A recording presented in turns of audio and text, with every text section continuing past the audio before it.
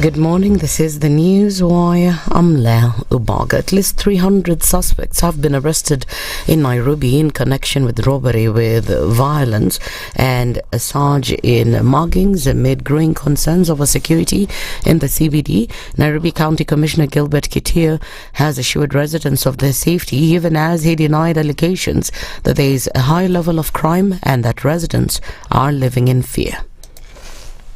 Now, when it comes to matters general security, we all appreciate that Nairobi city is a big city, like any other city in the world. And like any city, there are always challenges associated with major cities, of which Nairobi cannot be an exception. We might have had challenges of petty crime in town, which are normally associated with urban dwellings. But we cannot say it is totally out of hand. I want to assure our people that as security agencies, we are on top of things. Nairobi Governor Johnson Sakaja also addressed the security situation, encouraging residents to use a toll-free number to report crime. He further revealed that investigations were ongoing into individuals suspected of aiding criminal activities in the CBD by tampering with the electricity supply. We commiserate with those who have been victims. I know after we had a very big festival here at Uhuru Park that was very successful, a gospel festival. We got some incidences from that within the CBD where lights were deliberately switched off at around I think 9 p.m. thereabout. Hao ni watu ambao watashikwa. Ya mwisho tutakuwa na mkutano na wale wamiliki wa vyumba baadhi ya vyumba katika jiji letu. The High Court has dealt the government a major blow after stopping the compulsory use of the contentious electronic government procurement system. In a ruling, the court said public entities are free to receive and submit tender documents either electronically or manually as long as they meet the requirements of the Public Procurement and Disposal Act. With this year's rollout, Treasury Cabinet Secretary John Badi wants all government departments fully integrated into the system by this week to ensure the procurement process kicks off on time. However, the initiative has been met with stiff contention from the National Assembly and the Council of Governors, as many have termed it ill-prepared. This even comes as government spokesperson Isaac Mwaura has defended the system, saying it will ensure taxpayers' money is used well. The system can also be integrated with other pre-existing management information systems such as the Integrated Financial Management Information System, IFMIS, SHA, or Taifa K if you like, the Kenya Education Management Information System, KEMIS, that was launched recently, and others. This way, government information and data shall be verifiable so that we are able to know how much funds are being spent or which area. Through the EGP and the advent of Conflict of Interest Act, it will become easier to trace any malfeasance due to the evidence. Hence, this will greatly help in the fight against corruption. And a Nairobi court will today continue hearing the trial of a university student accused of publishing alleged false information about President William Ruto. Chief Inspector Bosco Kisao, attached to the DCI, told Milimani Senior Principal Magistrate Ben Makikumbi that he was dispatched to Eldoret on November last year following a complaint about the disputed online post. The case centers on David Mokaya, who was arrested and charged with sharing a post said to suggest the death of the head of state. There's an aspect of the device which was parent to the subject number one. Yes. Yes. Is it signed? It's not signed, Your Honor. It will not be signed, but it will indicate the... It's a photocopy? No, it's not a photocopy. Is it an original? It depicts the details which are stored electronically in the system. So those are the details that you're paying? Correct. The matter has sparked debate over freedom of expression, due process, and the policing of online speech in politically sensitive contexts. And finally, in the international scene, a U.S. appeals court upheld Monday's jury 10.7 billion Kenya shillings penalty against President Donald Trump for defaming author E. Jean Carroll, whom he was found to have sexually assaulted. The January 2024 order consisted of $65 million in punitive damages after the jury found Trump acted maliciously in his many public comments about Carroll, $7.3 million in compensatory damages and $11 million to pay for an online campaign to repair Carroll's reputation. The civil order, which prompted an audible gasp in the federal court, far exceeded the more than $10 million in damages for defamation that Carroll had sought. Remember to continue enjoying the EPL matches across our radio stations, Beru Radio, as well as Radio Maisha, and here on SpiceFM. That's the News Wire. I'm Leah Ubaga. Kisumu. The following takes place from 6 a.m. to 10 a.m. every weekday on SpiceFM. Good morning, and I love your show. Thank you. Having come from a Kikuyu radio background, I migrated to Spice because of the content. I was born in a slum, but somehow I got a break in life. So sometimes when you see the sweating coming out because of the passion and whatever it is, behind the noise, there are people, and we share the same umbilical cord. It shouldn't be like that. I am so disappointed. We used to tell Honorable Raila Amolo Odinga that he's doing politics of conmanship, and even President Uhuru Kenyatta, serikali hii ndio iko na conmanship ya hali ya juu. You cannot promise people that you reduce tax, then you double. In politics, there is the issue of trust. For you to turn around and then stab the same people who gave you that trust, there is no other level of dishonesty. Imabo, utaona dunia tu. The Situation Room, Kenya's biggest conversation. In this country, 6 families and 8,000 Kenyans control 90% of the GDP. We are not a country. We are a plantation. We work for Ruto. When you're telling the judges court orders are papers or they will not obey court orders, they're sitting and you're seeking orders from them. So how are they supposed to interpret it? Isn't it an oxymoron? When you see a judiciary that seems to be under some control somewhere, you start questioning. We have very powerful governors, but they don't use their offices to serve the people. If you are not shameful to do what you are doing, why should we protect you? I'm human. Everybody's human. So when you're told, kuja tuongee, I mean, you'd be a fool to say, stagi kuongea. Conversations have to be had, you know? People in leadership should only go into leadership if they are ready and willing to change the lot of the people. The Situation Room, Kenya's biggest conversation. One of the things that I hate in our country is negative ethnicity. You find you as a state officer, instead of thinking as a Kenyan, you think like a tribal person. Let me tell you something. The biggest problem we have had in this country is a leadership deficit. There is nothing that you are going to do in the process of change if you are not a risk taker. So you really have to pursue your vision to a logical conclusion and even be ready to step on people's toes. When it comes to the economy, you can run away with it. They say statistics are like bikinis. They reveal a lot, but they conceal the vitals. And so government people would throw statistics at you and tell you they're revealing a lot of information to you, but it's really concealing the real vitals. We need to get out of that, because when we want to grow our democracy, one basic thing that really requires to be understood by the political class, by all of us, is institutions are critical. This is the Situation Room, the only way to start your day. If we just gloss over issues and hope that time heals, then we might find that in generations to come, we might be back at the same situation. And the whole thing is born of stolen elections. Spice. When it comes to the decisions you make, you must be independent. There's no way you can allow one institution to dictate to you how you're going to conduct your operations, how you're going to decide cases. It's a no. When you weaken the institution to the point where they cannot take action, then you realize that politicians have to come up and now start dealing with the issues. That conversation has to die. Our politicians do not like the hard stuff. We must insist on the path of doing things right, whether popular or unpopular. Money changes hands. That is a fact. If you have political goodwill at the highest top, like in Rwanda, then corruption will be an issue of the past. If you don't have political goodwill at the top, we will pass laws, we will amend laws, we will continue passing laws and re-amending laws, and nothing will happen. This is the Situation Room, the only way to start your day. Good morning, and I love your show. Thank you.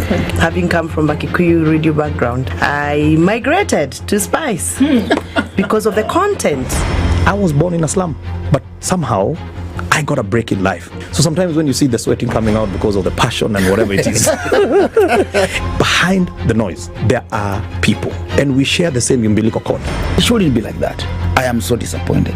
We used to tell Honorable Raila Amolo Odinga that he's doing politics of conmanship, and even President Uhuru Kenyatta, serikali hii ndio iko na conmanship ya hali ya juu. You cannot promise people that you reduce tax, then you double. In politics, there is the issue of trust. For you to turn around and then stab the same people who gave you that trust, there is no other level of dishonesty. Imabo, utaona dunia tu. The Situation Room, Kenya's biggest conversation. One of the things that are ailing our country is negative ethnicity. You find you as a state officer, instead of thinking as a Kenyan, you think like a tribal person. Let me tell you something. The biggest problem we have had in this country is a leadership deficit. There is no... Statistics are like bikinis. They reveal a lot, but they conceal the vitals. And so government people would throw statistics at you and tell you they're revealing a lot of information to you, but it's really concealing the real vitals. We need to get out of that, because when we want to grow our democracy, one basic thing that really requires to be understood by the political class, by all of us, is institutions are critical. This is the Situation Room, the only way to start your day.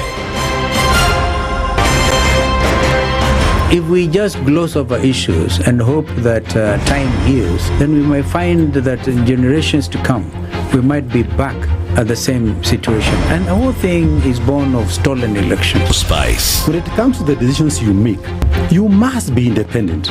There's no way you can allow one institution to dictate to you how you're going to conduct your operations. To die. Our politicians do not like the hard stuff. We must insist on the path of doing things right, whether popular or unpopular. Money changes hands.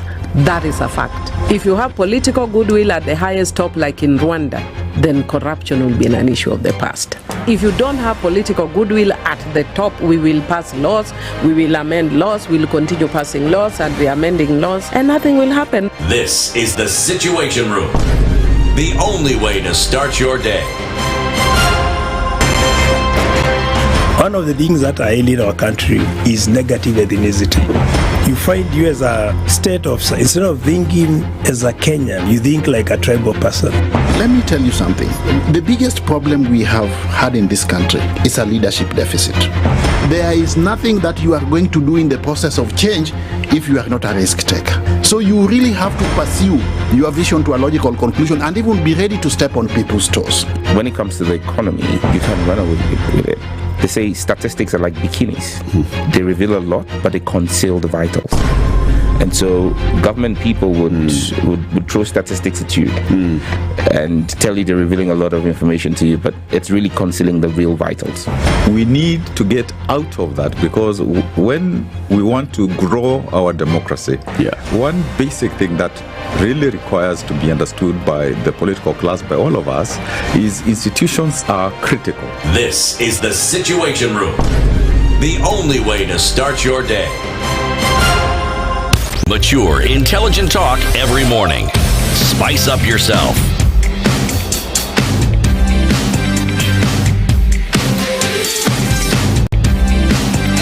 Mornings done right. 94.4 Spice FM, Nairobi. Let's see what else can happen. Hey, there's somebody called Sally. You know Sally? Me, I knew she was called Salome. Then now people were saying Sally, and then I was confused. Talk again. Salome. Salome Sally. Yeah. Huh? Okay, sawa. She has still done the magic here even when I thought that things were different. Salo. It's not me who said. It's not me. It's Dennis who said. You know, she's actually looking at you. Tunapenda Salo. Mm-hmm. How are you? I'm good, Dennis. How are you? I'm good. Are you sure? Yes. Couldn't be better. Oh, fantastic. Yeah. And let me just say, I like the way you handle stuff. What do you mean? I like the way you handle things.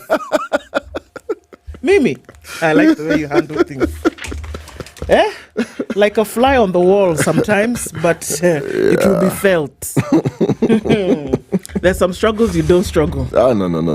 This is life. Life is to be enjoyed. My good friend. Why struggle? Why fight? Why fight? Just enjoy life. Abio. You know, you enjoy the little things, huh? They said the small graces and the big graces. You enjoy them both. True. Yeah. Yes. How was your evening? It was okay. I don't know why I feel like I'm losing time. Like I can be here. Are you ahead of September? Because there was a week you kept talking about something. You're 1 week ahead. I don't know. So this week, you're hours ahead. And then, for some reason, I cannot remember what I've done for a block of hours. Do you think I'm going crazy? What do you mean you can't remember? Like, I sat this morning and I was trying to think, what did I do between like 2:30 and 7?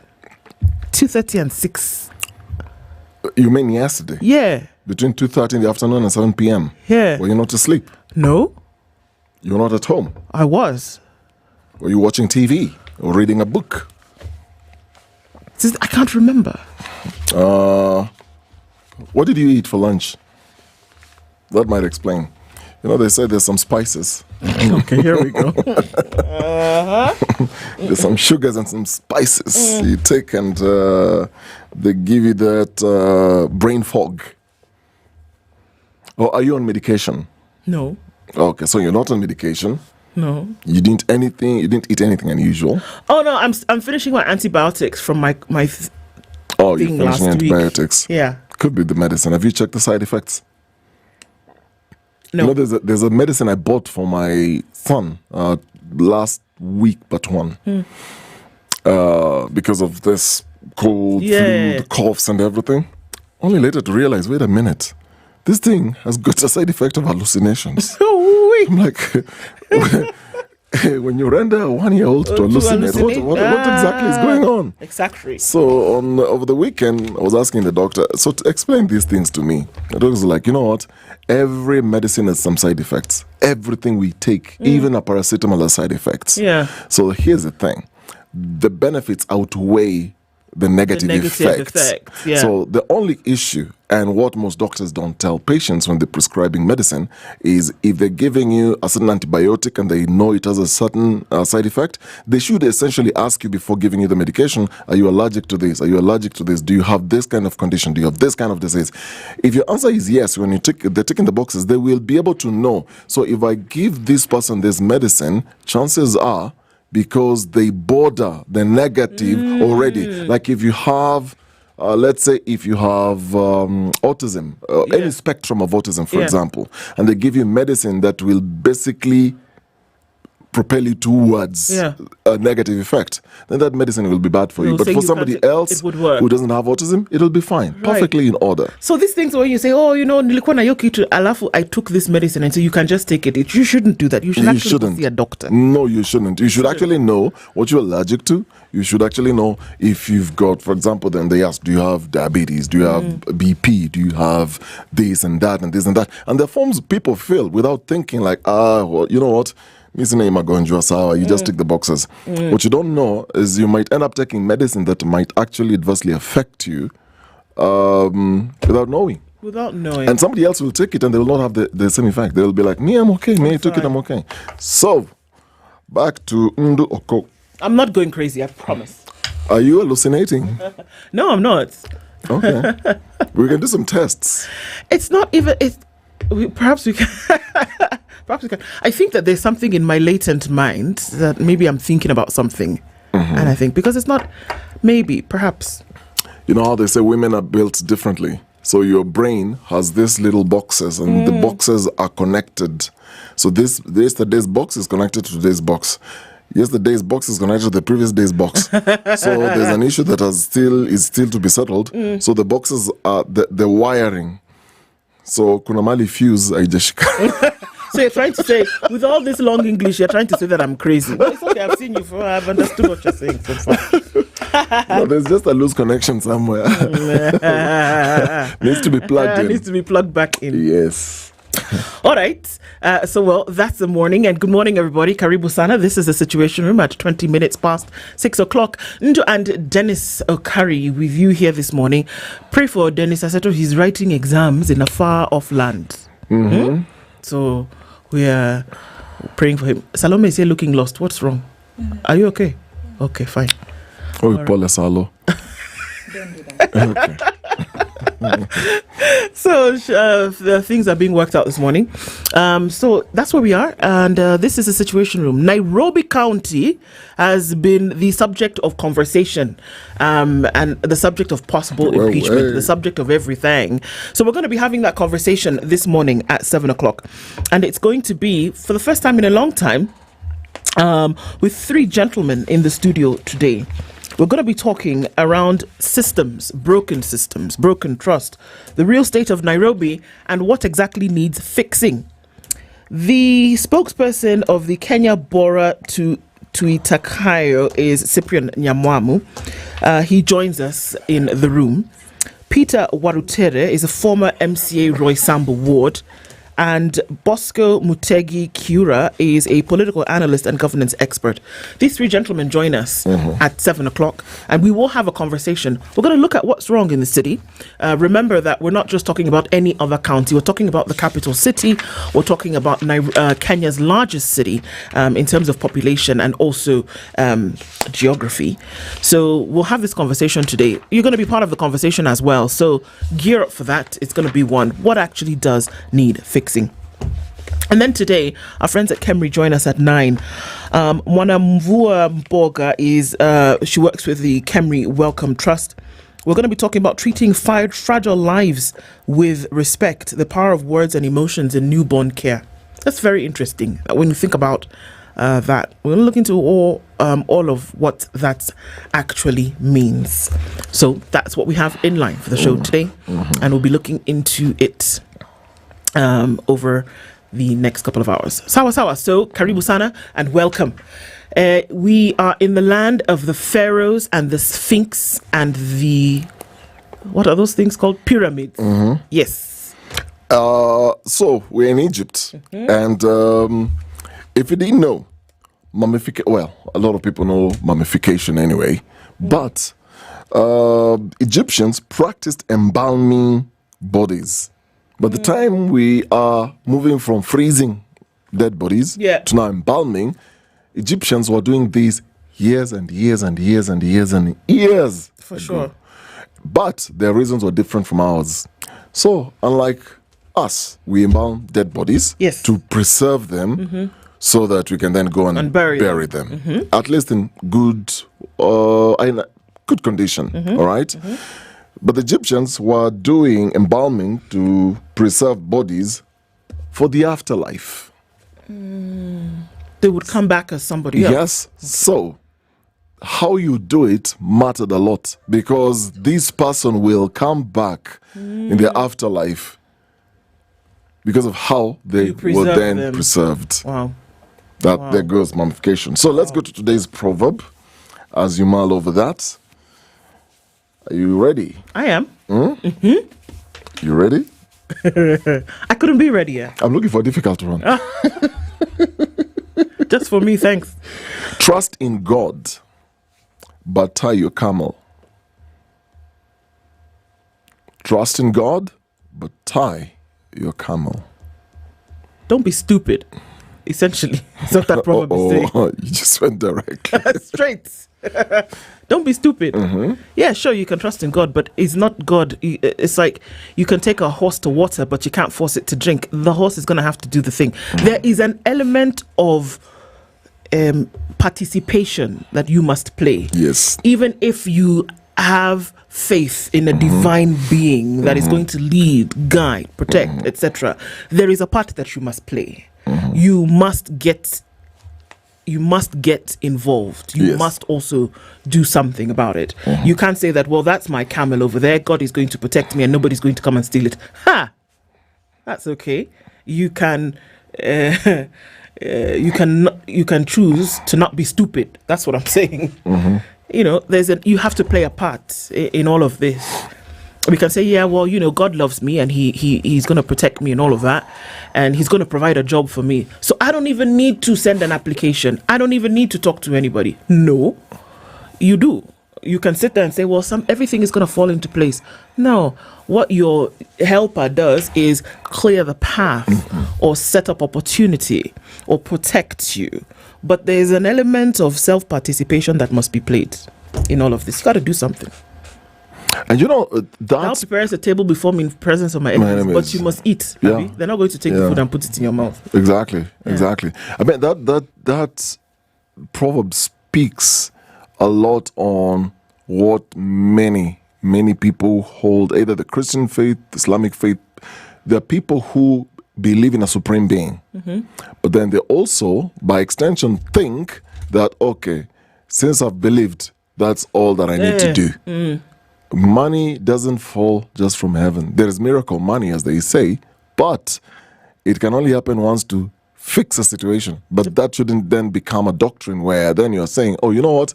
Me, as long as I pray, money will just come. Like as long as I pray, people will come. Like the one who during COVID said that she stood outside KEMSA offices and prayed, and then they gave her a contract. It's good. That happens once in a lifetime. Go outside a building. Go outside Central Bank. And stand and pray that dollars and pounds. Money fall on you. Dollars and pounds. They will not come. And if somebody gives you, it's to fix a certain situation, but you grow from it. It's the same thing as what, you know, like I said, most of these proverbs, basically you look at the Bible, you look at the scriptures, there are a lot of things you can draw from. Faith without works is what is dead. So you essentially then have to express your true living faith and your belief system and put it into action. Meaning you pray for a job, but go out and look for one. Go out and do an application. You pray to get a school, but go out there and search which institution, apply this university, apply that university.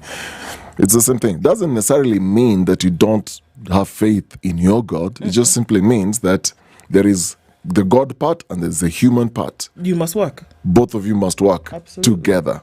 Very true. Happened to Tuko. Yes. It'll be interesting to see what folks, especially the folks who are coming to talk about Nairobi, have to say at 7 about that problem. Good morning, everybody, and we're getting into it today. E-procurement is what Don Sabwa starts off with today. And is already asking the interesting questions and says, compensation panel slapped us, stop, pap. Now at least LSK president can relax. Ndu, ask Okari. Are you ready? Oh, gosh. Will the state appeal? Of course. The state will appeal? Oh, so two things. Yeah. The state may either appeal, which is the more logical way of going about this, or they might decide, ignore the courts. Compensate people. And continue. Yes. I mean, would it be anything different from what they've done that before? So, I mean, you know, how many things are operating today that have court orders against them? This is not anything new, my friends. Peter Chiare says, good morning. Never be afraid to try something new. Remember, amateurs built the Ark. Professionals built the Titanic. Peter, good morning. Tuning from Mombasa is Robert Mboga. Good to see you and good to have you here this morning. Good morning, Ndu, and everyone at SpiceFM, says Patrick Mutinda. Hamjamboni nyote. Says R. Good morning. Pan-African Kenyan is tuning from Nairobi. Jimmy Gakio is here as well. Isa Kale says, good morning, Spices. Kenyan politics is slowly becoming the morning traffic in Rongai. Everybody's honking and no one is moving. And somehow, the guy selling peanuts has the most strategic plan. Doesn't he just? Those guys jazz me. But that could be a story for another day in terms of the peanut sellers. Did you know that a peanut is actually not a nut? It's a legume. I just wanted to let you know. And the banana is a berry and the strawberry is not a berry. Because in order for something to be a berry, the seeds must be on the inside, like the banana. and the strawberry, the seeds, are on the outside. How's that for a little bit of useless trivia this morning? This is what was disturbing you yesterday. You see, I knew there was something in that mind. Yeah. So I am a consumer of a lot of information. Can you tell? So I just saw the peanuts and I remember that. So groundnut, is actually not a nut. Why is it called nuts? Because in order for a nut will mostly come from a tree. Anything that grows in the ground and then has pods is either a legume or it is a root. I did agriculture in high school. They cheated us. Actually, they did. Legumes come in pods. Now, a ground nut, if it was a nut, it would either be on a tree, but in this case, it's more of a legume because it is in a pod and it is underground. So it's a ground nut because maybe it's easy to say. English is a scam. It's a proper scam. I'll give you some more information, useless stuff tomorrow, but maybe actually so you should know. So banana is a berry. Sour. What? Good morning, Ndu Okari. So now this is why punctuation is very important. Because now you've called me Ndu Okari. And 3 things could happen. Somebody somewhere could be very upset. 2 people outside this room could be extremely upset at that. And that somebody would wonder, okay, what's going on here? So I'm sure you meant Ndu, Okari. So let's just go with that. Wishing you guys all the best from Essex in the UK. Jared Dolan says good morning from Arkansas. Henry Odero is tuned in and says good morning from Dar. How is Dar es Salaam? Another one of my favorite cities. Governors should stop being a stumbling block to the new procurement system. We need accountability. Okay, I agree. Man P, I agree on the part that we need accountability. Good morning, Spices, tuned in from Austin in Texas. My Prince says, good morning, Kenya. Jimmy Munuthi is tuned in. Spice family says, well-flavored talk. Karibu sana, Jimmy. Hisa Daniel is tuned in and says, good morning, guys. Dr. Venvik is tuned in from Tudor in Mombasa. Rogers Nyange says, good morning, tuned in from Voi. Peter Gitao is tuned in from Kangunda Road and praying for the day. Supremacy of the rule of law. May it rain, indeed. Agutu Ogembo says, good morning. Emmanuel Mundu says, good morning, listening from Likoni, Mombasa. I love your show. Thank you for being here, brother. Leo says, good morning. Hello, Princess Ndu. Good morning. And Dennis, the life story at 9 a.m. yesterday was very heartbreaking. It was. There are people who got in touch yesterday you see people who are not moved emotionally. As in, the worst of things could happen and they'll just be like, this is sad. This is a person who said to me at one point that, okay, if somebody dies, we bury them and we move on. Yesterday, 9 o'clock, I was getting messages. People were saying, man, that person was telling me this is too much. This was a sad story. He's extremely vested now in this story and asking us to continue until something is done. Yeah, well, we promised we're going to pursue the story. Yeah. Keep following to find out what then happens. And it's just one among many that go unreported. Absolutely. Nyakundi Emmanuel says, good morning, Spice. May all be blessed and a wonderful day ahead. Zorato Kev says, good morning from County 032. Evie, do you remember which County 032 is? Sheesh. For the life of me. So, Nabil Baradia says, hello, people. Eric Awar is tuned in this morning. Gola says, hello, mes amis. Good morning, mon ami. Jeffrey Wanzabasi says, good morning. Silas Akala is tuned in this morning. Kennedy Ongwai is here. Linus Gitonga tuned in. Atieno, good morning. Bonjour from my bed in Nakuru. And she's greeting Ndu and Dennis. Well, good morning to you. Nabil Baradia says, Ndu, yesterday you were asking, who are these new people? Yes, Nabil. And Imara is my daughter. We normally listen to the show while heading to school. Today is Inara's birthday. Is she listening this morning? Happy birthday, Inara. How old are you? Happy birthday to you. Happy birthday to you.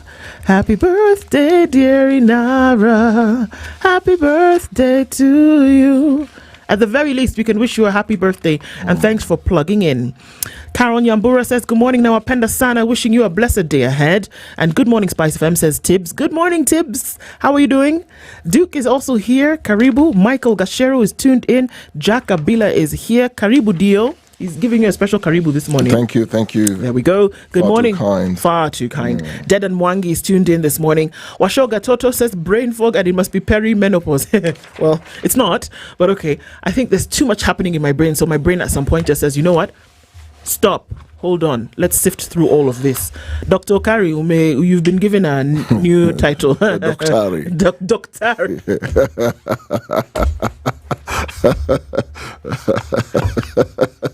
I see you. I see you.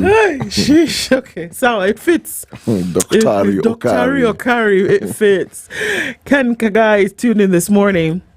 Assalamu alaikum, Team Spice. Possible the government to pay everybody from the loans they're taking without accountability, as in give everybody something. So no. Njeri is the name that he just goes by. Njeri. Si ndu ameweza bwana. Ameweza nini? What does that mean? Meweza. I know the end part of this statement says mrembo sana, but the first part I don't understand. Which part? The first part, ndu ameweza. Ameweza nini? Umeweza. Is that you're able to do something? Yeah. Huh? You did it. You have done it. What? Yeah. Nini? Can the same person give context to what they mean? I beg you in the name of Jesus. Because what is Njeri, in my head could be different. Please, Njeri, explain to me what it is that you're saying. So Brian Mutego says good morning, but I'll take it if it's a compliment. Asante Sana, tuned in from Sotik. Abacus is tuned in this morning. We see you. Karibu Sana. Dan Steele Langat is tuned in. We have the knack for choosing the wrong leaders, and you use the same knack to complain. I know. Isakali says, yes, faith without works is dead. Georgia Koth is tuned in this morning. Princess Ndu. Dennis doing exams. And EVE. Another 2 years of this government's senseless spending will run the country dry. Cindy, you're watching from Miami in Florida. Ooh, so many people. Let's get through it, shall we? Richard Odera says, good morning. Bwangi Juma is tuned in. It's a blessed Tuesday. How are you all? We're doing good. Rahim Tula Omar, it's been a minute. Karibu Sana, 12 trillion debt is absolutely crazy. Thomas Omosa is saying, always tuned in to the biggest conversation. Thank you so much for being here. Mtuflani, good morning to you. And you say, and a tomato is a fruit? Yes, it is. Do you know... Again, useless information. Do you know that for 200 years, especially in parts of Europe, the tomato was not eaten because it was somebody woke up one day and decided this thing is evil? Can't eat it. It's evil and it's poisonous. So they never ate it until one day somebody said, how about we try? And that's how we actually started using the tomato on large scale. Just for you to know. Don't ask me how I know. They should have come to Africa. They should have. Yeah. Find that people were Chances are people were eating tomatoes many years before. Very true. David Mangera says, yes, it is a fruit, not a vegetable. Absolutely it is. Morioki Rokia says, good morning. Good to have you in the... Kiana. Good to have you in the room this morning. Tuned in from Nyakach is Newton Emase. We see you. Good morning. Prince Alvin is tuned in and saying, waiting for Mhesh at 7. Hey, watch it on it. Hussein Kelvin is tuned in. And Mutuflani, yes, we see you guys greeting each other. Yeah, that news was actually shocking. And Kasongo must be enjoying with a lavish jet. Which one? Boaz Naliana is tuned in this morning and says, God is good, but don't kiss a lion. That's true. That's very true. Tuned in from Lukanya Hills is Eric Ohomo. And from Bamburi Mwisho, yani, see Bamburi Mwisho is where Karugu Kagera is tuned in from. Isamundu says, it means you look smart. Oh, thank you so much. Henry Accepted is tuned in this morning. Everybody's in the room. Good to have you here. Taking a little time to do that, but I'm glad that we did. Welcome everybody into the conversation. It's going to be an interesting ride this morning, so folks, let's buckle up and get into it, shall we? We'll start by looking into the headlines and look at the stories making the news today. And on the front page of Kenya's bold newspaper, The Standard. Where? Wait, just allow me to adjust my seat because this one is necessary. All right. So, on the front page of Kenya's bold newspaper, The Standard, lavish Addis flight. Had President Ruto chosen to fly to Addis Ababa using Kenya Airways, his round-trip ticket would have cost taxpayers 179,730 shillings. All right? Even with a delegation of up to 10 aides, the total bill would have remained under 1.8 million shillings. Yani, he with other people, if he had flown commercial. 175 times around 10 more people. Exactly. Yes. Would have been under 1.8 million. Instead, the president opted once again for a luxurious private jet, the kind typically used by tech billionaires, racking up over 12 million shillings in charter costs for a 4-hour round trip. This comes as the country borrows 3.3 billion shillings daily, and the controller of budget raises red flags over rising state house travel expenses at a time when millions of Kenyans are struggling to put food on the table. Such extravagance smacks of tone-deaf wastefulness. There's no Kenya one, like Air Force One. Is there Kenya one, like the aircraft? Well, this is one of those stories like, what would be the reason why? It was the consideration in terms of how much fuel the other aircraft was going to gobble up. What are the reasons? Security reasons? What are the reasons? Okay. Yeah. I can typically just think of, generally speaking, why would... and I'm taking this example with how the US works, for example. Yeah. So there's Marine One, there is Air Force One. Yeah. There is a point when the president can decide to use Marine One for whatever reason. Yeah. But most times you'll find there are two anyway. Yeah. And the other situations, because it's a big aircraft in the situation of the US. But in our situation, presidential aircraft is good enough. So I don't know why they didn't use that. Okay. Well, maybe there are reasons. There's also another headline here. Ruto at 3, despite styling himself as a champion of hustlers and a defender of democratic freedoms during his presidential campaign 3 years on, Kenya's civic space tells a different story. Human rights actors say freedom of expression has suffered its sharpest decline since the promulgation of the 2010 constitution. Those are some of the stories making the headlines. Trust in electoral agency has been eroded, Supreme Court judges say. You might be surprised at that headline, but it's actually said. Mackenzie's WhatsApp trail exposes Mackenzie's deadly move to Shakahola orders. And you want to know what that is? Controversial preacher Paul Mackenzie's extracted WhatsApp messages have revealed how he urged his followers to abandon their homes and retreat to the wilderness to fast as they waited for the return of Jesus. So that's part of the court case that's currently going on. Human rights bosses allege police surveillance and fear for his life. The human rights boss, and that is Nyamweya, is concerned about that. We'll look into the details of that in just a bit. And of course, there's a tribute on page 6 and 7 to Dalmas Otieno, his penchant for going against the Odingas and the political price that he had to pay for that. Another big headline, the court has stopped Ruto's protest victims compensation panel in its tracks for now, and says, we're not going to deal with that. Yeah. I'm going to read this story in just a bit, but just let me give you the headline. The witness recounts chilling testimony of Brian Odambo's final brutal moments. We're going to go to that story because we here counted the days that he's been missing, and till now they've not told us. We can be in an inquest and see if there's a case to answer, and it might go to court. But we are now 8 months and 9 days. 9 months, yes, and 9 days, and we do not know where Brian Odambo is. We don't know. We don't know what happened to him. Nobody's come up to say this is what the case is. But the inquest is going on, and we'll find out whether there is a case to answer. But we'll tell you the details of this chilling testimony that is being given by a witness who actually saw everything happening. Workers due to stop protection of big tech firms from litigation. So stuff can happen with your big tech firms. Look into the details of those coming later. What's your Okari? Which one do I start with? Let's start with the Star. The headline there, wash. How Juba dirty cash is laundered in Kenya. The story there with a photo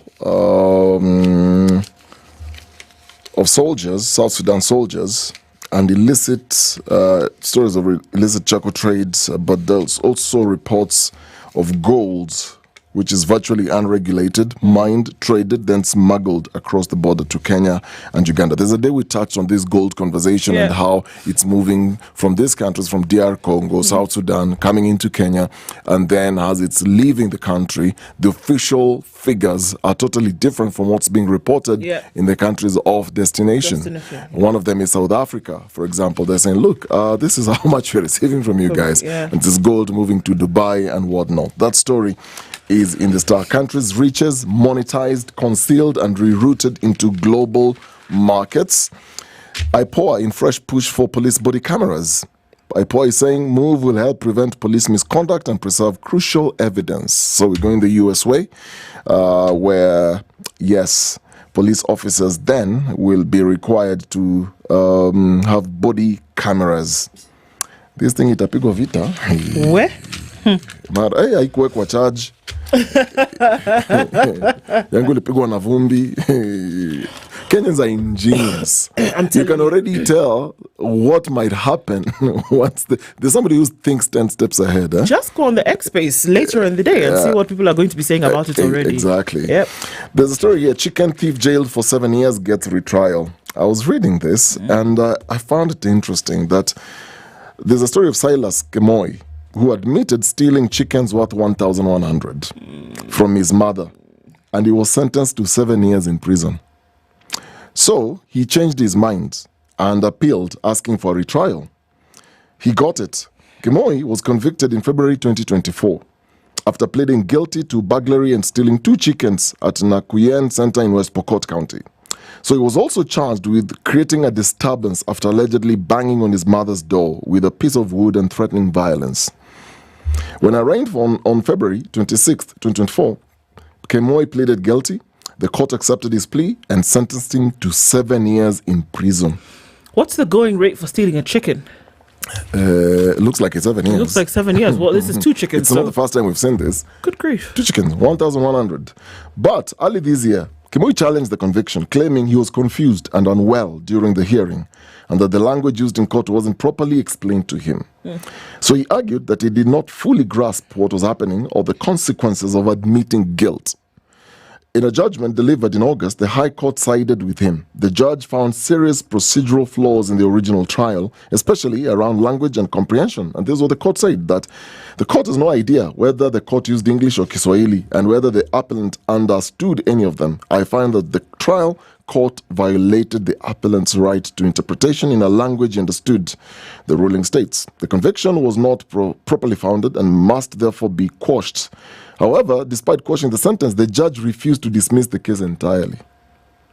Instead, he ordered a retrial, noting that the offenses were serious and that sufficient evidence likely existed to support a conviction.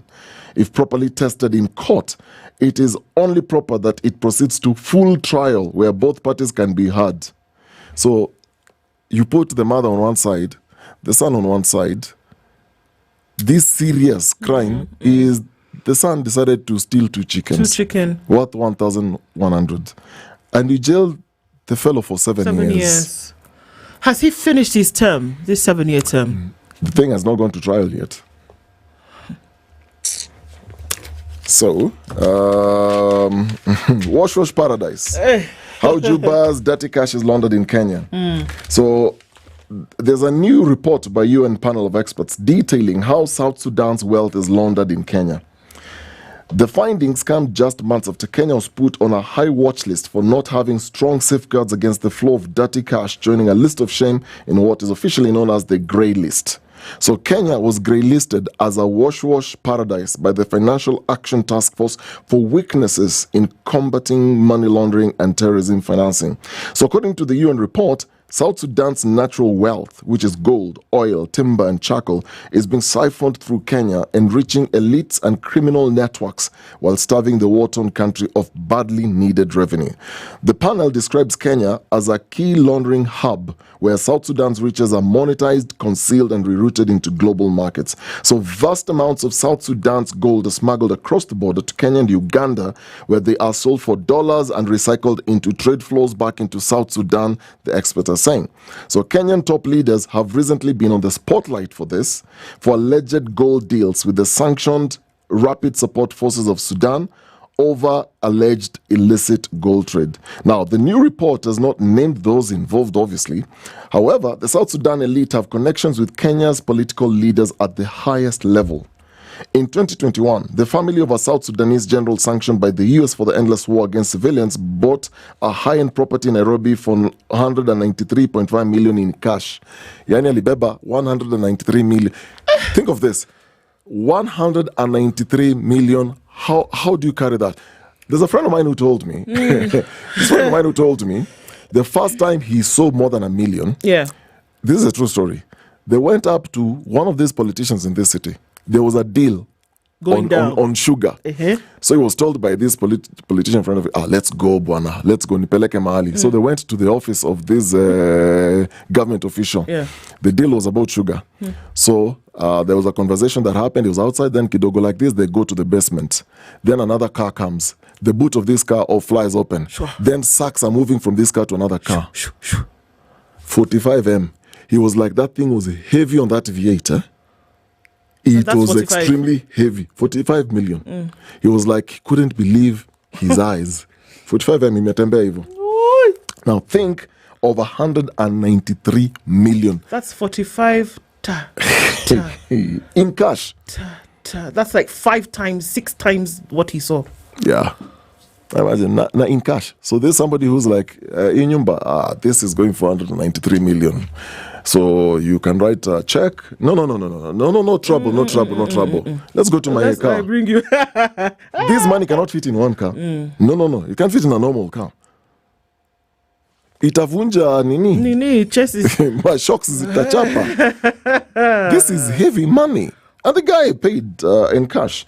In the new report, the panel noted that, like timber, the exploitation of South Sudan's gold is virtually unregulated, with the vast majority of the gold that is mined and traded in this way is then smuggled across the border to Kenya. So once in Kenya, the gold is sold for dollars, with traders often using the proceeds to purchase goods for resale back in South Sudan. So this is the thing, that you have a resource-rich nation, and that the sale of these resources is unregulated. Yes. So a majority of the resource is going undetected by the government structure. Because it's unregulated. It's unregulated. Yes. So the money that leaves, or the resource that leaves in exchange for money in the hands of a few, is untold. And this is why we sit and we wonder, why do we have stories about the underdevelopment of Africa? Well, because of things like this. Even we can shout forever that we as African nations are the richest in terms of resource, very rich, many people. But then what are we doing? And you know what? Who are the people who are buying these resources from you? It's not Africans. No, it's not Africans. Exactly. I mean, the proceeds, the thing is, the panel found that senior officials in Juba's office of the President and Ministry of Finance and Planning, they're the ones who dictate which companies secure, for example, crude oil, cargoes, with proceeds flowing to Nairobi, Kampala, and then moving to Dubai. It is the same thing with gold being siphoned through to go to Dubai. Let me tell you, if you read the story of Dubai and the gold business in Dubai, crazy, you will see that place differently. Because the fact that there is easy movement into and out of, then you have a ready market. Because South Sudan does not publish trade statistics, but a UAE report on gold imports worth $20 million in 2022. The thing hit 27 million in 2023. We're in 2025. So how much of that is moving from South Sudan? Exactly. And you have to also ask yourself that why is it that there's some Gulf states that were very quick to broker this deal between Rwanda and DR Congo? Yeah. You have to ask yourself, okay? And some things, we don't just take them at face value, because you need to ask yourself what is working in the back end. But these resources that we talk about, it's the same thing like the slave trade that took place in a century ago. What are we talking about? That there was somebody who was facilitating this. There's somebody facilitating it for the extraction of people to go and work in foreign lands. Today, we are talking about the same thing. For the extraction of resources, for a few people to make money and for others to benefit on the other side of things, to the detriment of the majority of the people who live in that nation. And we ask ourselves why we will not develop. Well, that's the reason. Same thing happens with oil in Nigeria. Yes. The same thing that we're seeing happening with gold in South Sudan. Same thing that we're seeing with resources that are coming out of DR Congo. It's the same thing.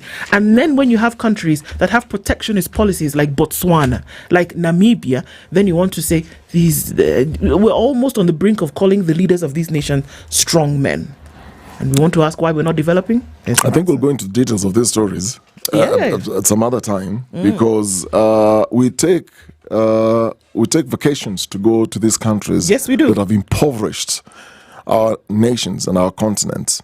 And we want to stay there. We want to live there. We want to invest there. And a lot of these politicians, I told you, I was in Dubai sometime and somebody mistook me for some very, I don't know why they thought because I was first, are you from Nigeria? That was the confusion. I was like, no, I'm not from Senegal. Nigeria. No, I'm not from Nigeria. I'm from Kenya.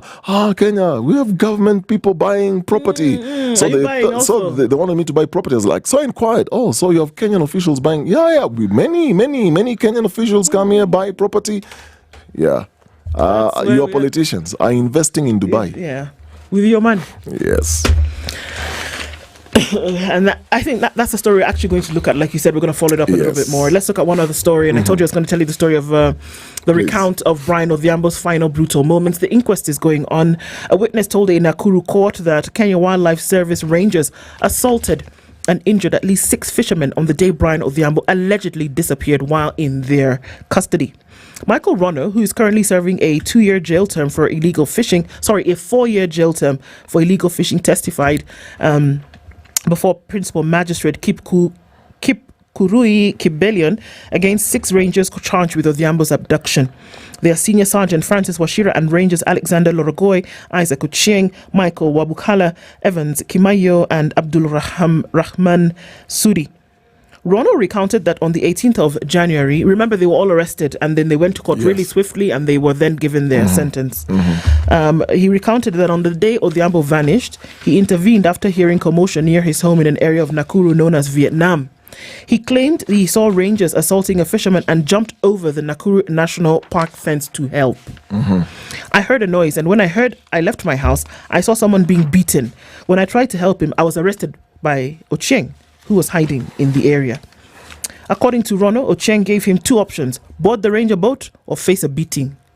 His pleas, including an alleged bribe of 3,000 shillings, were rejected and he was detained. So he wasn't actually fishing as per his sentence now in the court, in the prison. He added that he saw several fishermen being injured, including one whose mouth was bleeding. The witness described how the men were taken to the summit area, ordered to lie face down and forbidden from looking up. All of us were lying down except for one fisherman who was too injured to comply. After about an hour, a KWS vehicle arrived. Rono testified that he discreetly raised his head and saw a man lying motionless inside. He identified him as Odhiambo, a fisherman who had been known since 2021. He was wearing black shorts with white stripes and a grey t-shirt. I recognized him by his well-built body, unique hairstyle and looks. He's someone I've worked with for over 4 years. He was the guy who used to help me get fishing work, and he would alert me of the places where it was safe to fish. He alleged that one ranger remarked, Amikata, he has died, before signaling to Washira, their supervisor, who gestured for the vehicle to leave. Remember, he alleged that one ranger remarked, Amikata, before signaling to Washira, their supervisor, who gestured for the vehicle to leave. The car then drove off to a bush beside the park. Now, Washira noticed that Rono had looked up, and the witness claimed he struck him in the face with a walking stick, leaving him bleeding. According to testimony by Rono, he asked what I was looking at. I lay down, and when he saw I was bleeding, he then stopped hitting me.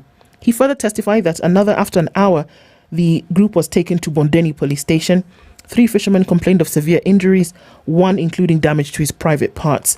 They were in a worse condition than I was. He described the rangers as cruel and violent people who seize any opportunity to assault fishermen.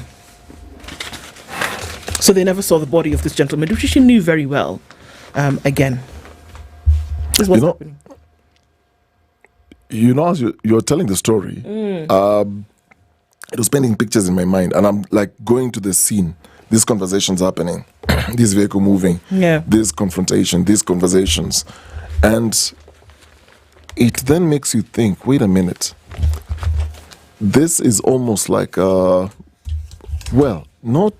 entirely like the case of Ojuan. This is a case where, overzealous service. So they did this, then all of a sudden they realize, wait, this person is dead. Yes. So what do we do to cover up?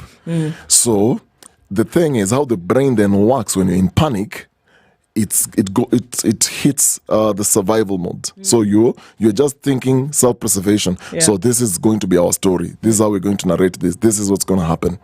Not thinking that you can actually puncture testimonies and you can actually then look at what witnesses were also saying, corroborate that with what these rangers were saying. Exactly. And this is the thing, but all the evidence seems to be stacking up. And it will be interesting to see what Magistrate Kibelion says, because at the end of the day, it is his to say whether this will then go to trial.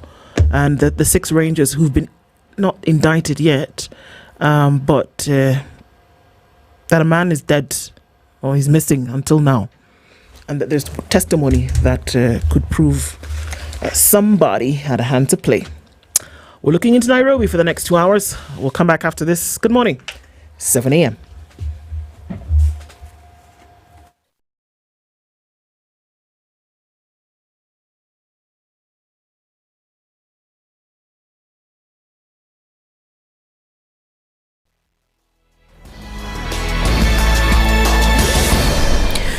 Good morning, this is the News Wire. I'm Leah Obaga. President William Ruto has once again sparked controversy over the misuse of public funds after he travelled to Addis Ababa, Ethiopia, using a private jet costing 1.4 billion Kenya shillings instead of a government plane that would have cost him only 1.8 million shillings. The move has raised many questions about the misuse of public funds, despite the Auditor General continuing to criticise the Ruto administration for alleged misuse of funds. Last year, President Ruto sparked a heated debate over the luxury jet he used, which was alleged to have cost the government 2.4 million shillings for every hour he spent on the trip to the United States. However, President Ruto himself came forward at that time to dismiss the report. I am a very responsible steward, believe you me. There is no way I can spend 200 million. There is no way. In fact, let me disclose here that it costed the Republic of Kenya less than 10 million. When I was told the cheapest plane was 70 million, I told my office, go book Kenya Airways. Yeah. The absorption of universal health coverage UHC contract staff remains a contentious issue, with health workers unions issuing a 21-day ultimatum to county governments. The unions are demanding the immediate transition of all UHC workers to permanent and pensionable employment, warning that a failure to comply by the end of September will trigger widespread unrest across the health sector. In a joint statement, the unions stressed that the smooth integration of UHC contract staff into permanent county roles is long overdue and should be treated as a national emergency. They criticized the current contract terms issued by counties as exploitative and punitive. The Independent Policing Oversight Authority has filed an independent, application at the Kiambu Law Courts seeking to detain a police officer accused of fatally shooting 2 Boda Boda riders along the Thika Garissa Highway. In the application presented before Deputy Registrar Jacqueline Karani, IPOA asked that Police Constable Eric Gitonga Nyaga be held at Kiambu Police Station for 21 days to allow investigators to complete inquiries into the deaths of Kennedy Ojuma and Stephen Mwendwa. Through a notice of motion, IPOA argued that Nyaga's detention was necessary to facilitate forensic analysis of his firearm, post-mortem examinations of the deceased, and interviews with witnesses, including other police officers. The authority also cited the need to reconstruct the crime scene and gather additional evidence. This event comes as the bodies of the 2 men were taken to General Cargo Mortuary, while the burnt vehicle was towed to Makongeni Police Station, even as the case continues. And in the international scene, 2 officers were killed and 2 others wounded in a shooting attack on a police station near the Turkish city on Monday, with a 16-year-old suspect arrested. Interior Minister Ali Yerilikaya said the heinous attack on the police station in Balkova, just west of the resort city, left 2 officers dead and a third one seriously injured. Ali said the suspect in the incident, 16-year-old EB, has been arrested and an investigation has has been opened. Remember to continue enjoying the EPL marches across our radio stations, Berur, Radio Maisha, as well as SpiceFM. That's the News Wire. I'm Leah Ubaga.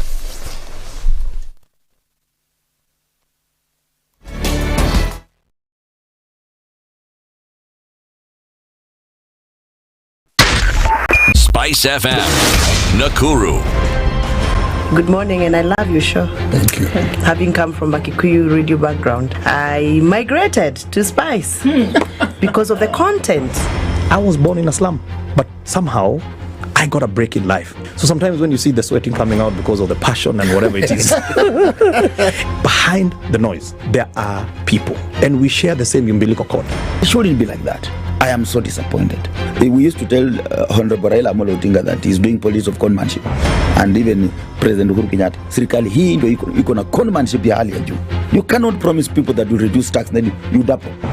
In politics, there is the issue of trust. For you to turn around and then stab the same people who gave you that trust, there is no other level of dishonesty. Imabo, utaona dunia tu. The Situation Room, Kenya's biggest conversation. The following takes place from 6 a.m. to 10 a.m. every weekday on SpiceFM. We look at the utterances of leaders who are aligned to broad-based, who are initially in ODM. We thought they stand for something. Now they've been exposed. Now Kenyans are looking at, even if ODM could have taken power, this is how they could have run the government. There are people somewhere today with a grave outside their house. Poor because we are a third world country. We are poor. And not because we don't have resources, but we have been robbed senseless. And no one has been brought to book. And then you run to church, you run to God, and you find a con man. Government has to has to introduce austerity measures. It's something that this government and the previous ones have not been able to do in this country. We've talked about it so many times. I mean, look at how the misplaced priorities, look at the wasteful expenditure, look at how large government lives. And we've said this is something that can be controlled. It happens in many other countries in Africa. The first 3 parliamentary groups meetings, is it 3 or 2? Every time he kept on saying he wants a vibrant opposition. That's what is going to keep this country going. He encouraged Raila Odinga that keep doing what you're doing, because it is through the critics that you're saying it helps us to rekebisha our programs. He was happy that there are people who are out there criticizing. Not only out there, internally we used to stand and tell him, boss, hii kitu ni mbaya. And you'd say, now he doesn't, let me tell you, you saw the other parliamentary group meeting, people went there, sat, listened, looked at him, there was no plenary, left. The real thing is our constitution has only one person who is accountable to us. We have no 2 centers of accountability. There is only one. And therefore, the responsibility falls within. Everything else is trying to hold this office into account. This is the Situation Room, the only way to start your day.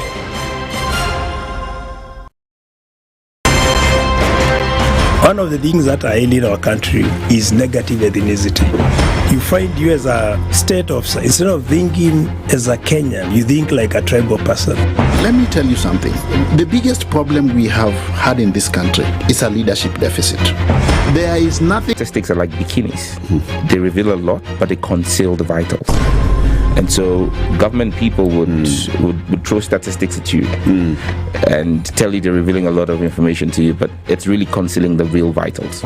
We need to get out of that, because when we want to grow our democracy, one basic thing that really requires to be understood by the political class, by all of us, is institutions are critical. This is the Situation Room, the only way to start your day.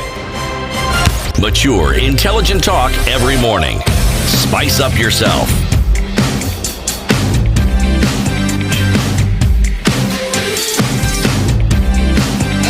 Mornings done right. 94.4 Spice FM, Nairobi. A very good morning. It's 9 minutes after 7 o'clock, and we're getting into the second hour of Kenya's biggest conversation this Tuesday morning, the 9th of September. We're asking questions this morning about the city of Nairobi. Nairobi has come into question over the last couple of days, the last couple of weeks, and the questions abound in terms of, okay, so are we getting what is needed? Things then started to rile up a little bit when the members of the county assembly of Nairobi said, you know what, the problem is the leadership, and we have to get rid of the leadership and, you know, put somebody else in. Well, the principals in terms of government said, well, not so fast, guys. How about we have a conversation? And then the members of the county assembly said, okay, fine. We'll give you 60 days to figure this thing out, and then you'll come back to us. If not, our stance remains the same. We're looking into the city this morning, not one that you can just wish away. It's the capital city of the country. I like to say that in East Africa, when you're looking for it, the pin is on Nairobi. Many others trying to come up now in the region, but the pin for the longest time has been and still is Nairobi. You've got international headquartered here. You have a lot of the civil space and the civil society headquartered in Nairobi. When you talk about certain things happening, it is the city that everybody looks into. But it would appear as though too many things are going wrong, and that folks are complaining that we need to get things right. And that's the conversation that we'll have this morning. In order for us to get things right, we have to figure out what's wrong in the first place. And we will be in this conversation with three gentlemen this hour. We will talk, and already in the room, Cyprian Nyamweya is the spokesperson of Kenya Bora Tui Takayo. He's here with us this morning. Cyprian, good morning. Morning. How are you doing? Well, we have to stay alive and alert to try and help because we are in a very difficult situation as Nairobi, but also as Kenya. And we can't outsource this problem to anybody else. We have to do it ourselves. Okay, well, we'll get into it this morning. Joining us also is Peter Warutere, who is the former member of the County Assembly for Roysambu Ward. Peter, good morning. Good morning. How are you doing? I am good and sad at the same time. Okay. That today, or 2 weeks, exactly, I think 10 days, Nairobians were given another opportunity to get 60 days of more garbage, 60 days of Nairobi without water, 60 days of congestion, 60 days where workers are going for months without pay, 60 days for more corruption, 60 days for incompetencies. That indeed is what we got from Raila Odinga and William Ruto. Oh, okay, I guess that sums up as to why you're not really doing too well this morning. We're also going to be joined in a short while by Bosco Mutegi Kiura, who is a political analyst and governance expert. He joins us in a short while, but the conversation continues before he gets here. And before we get into it, there's a proverb today that I think you're going to enjoy interpreting. Dennis will tell you where that's from and what it is. Well, today we are going up north. We are facing north. And in facing north, we are getting to a country with the ancient civilization where they say they developed one of the earliest writing systems. They're very intelligent folk. We're talking about Egypt. And our proverb from Egypt is a very, very simple one. Trust in God, but tie your camel. Trust in God, but tie your camel. How would you interpret that? We'll start with you, Cyprian. I like that proverb a lot because I thought so. Because trust God, but don't leave your money in the hands of thieves in Nairobi and in the hands of thieves in Kenya. And I think it is a requirement that we should always only trust people who are trustworthy with our resources, with our institutions, with our offices. And because if we don't do that, then you actually give the thief the key to your to your vault, and he is going to do what thieves do, which is to go away with them. And that is the thing about the paradox about Kenyans, that they love to elect thieves. They love to elect criminals. They do. They are actually in love.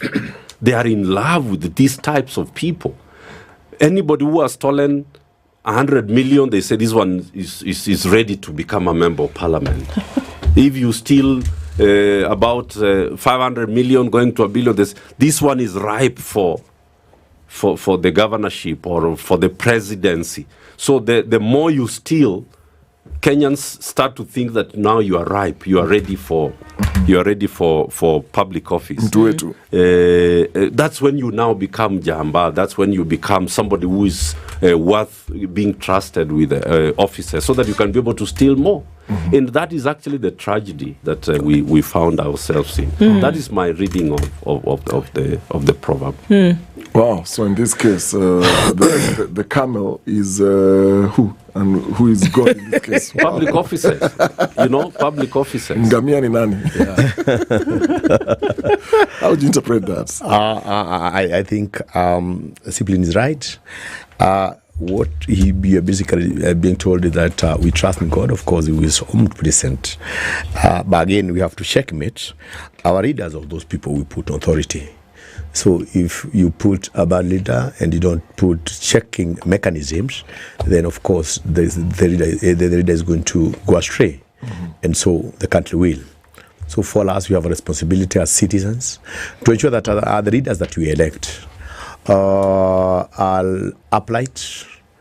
And indeed, if they're not, then we have mechanisms whereby we can really ensure that they are within the path. They are within the path of efficiencies. We put limitations to all the gaps that can get them into probably going astray in terms of what they give to wananchi. So for me, I think that is where we are. That is the gap that most of us probably refuse to see. And like for me, I am glad I lost my seat where I had served for 2 terms because I listened to Uhuru Muigai Kenyatta. He told me, and he told many of us, that his number 2 was not the right person. I listened to him, and I'm sad that as much as I lost my seat today, my position has been vindicated by the fact what is going on within this country. Massive corruption, inefficiencies is what Uhuru Kenyatta told us. The only maybe the problem that he did was he didn't do it right in time to give us the direction that we probably should have taken. Okay. Number 2, we have a country where a student who couldn't even finish university got to the mantle, got to the driving seat, and what we get out of that, this student, is even worse than what we got when Governor Okoh was. So for us, I think the checkmate that going forward that we need to do is to ensure that we just don't elect leaders for the sake of electing people. Let's not even just get. I take pride in what basically goes on in Nyanza and bits of Western.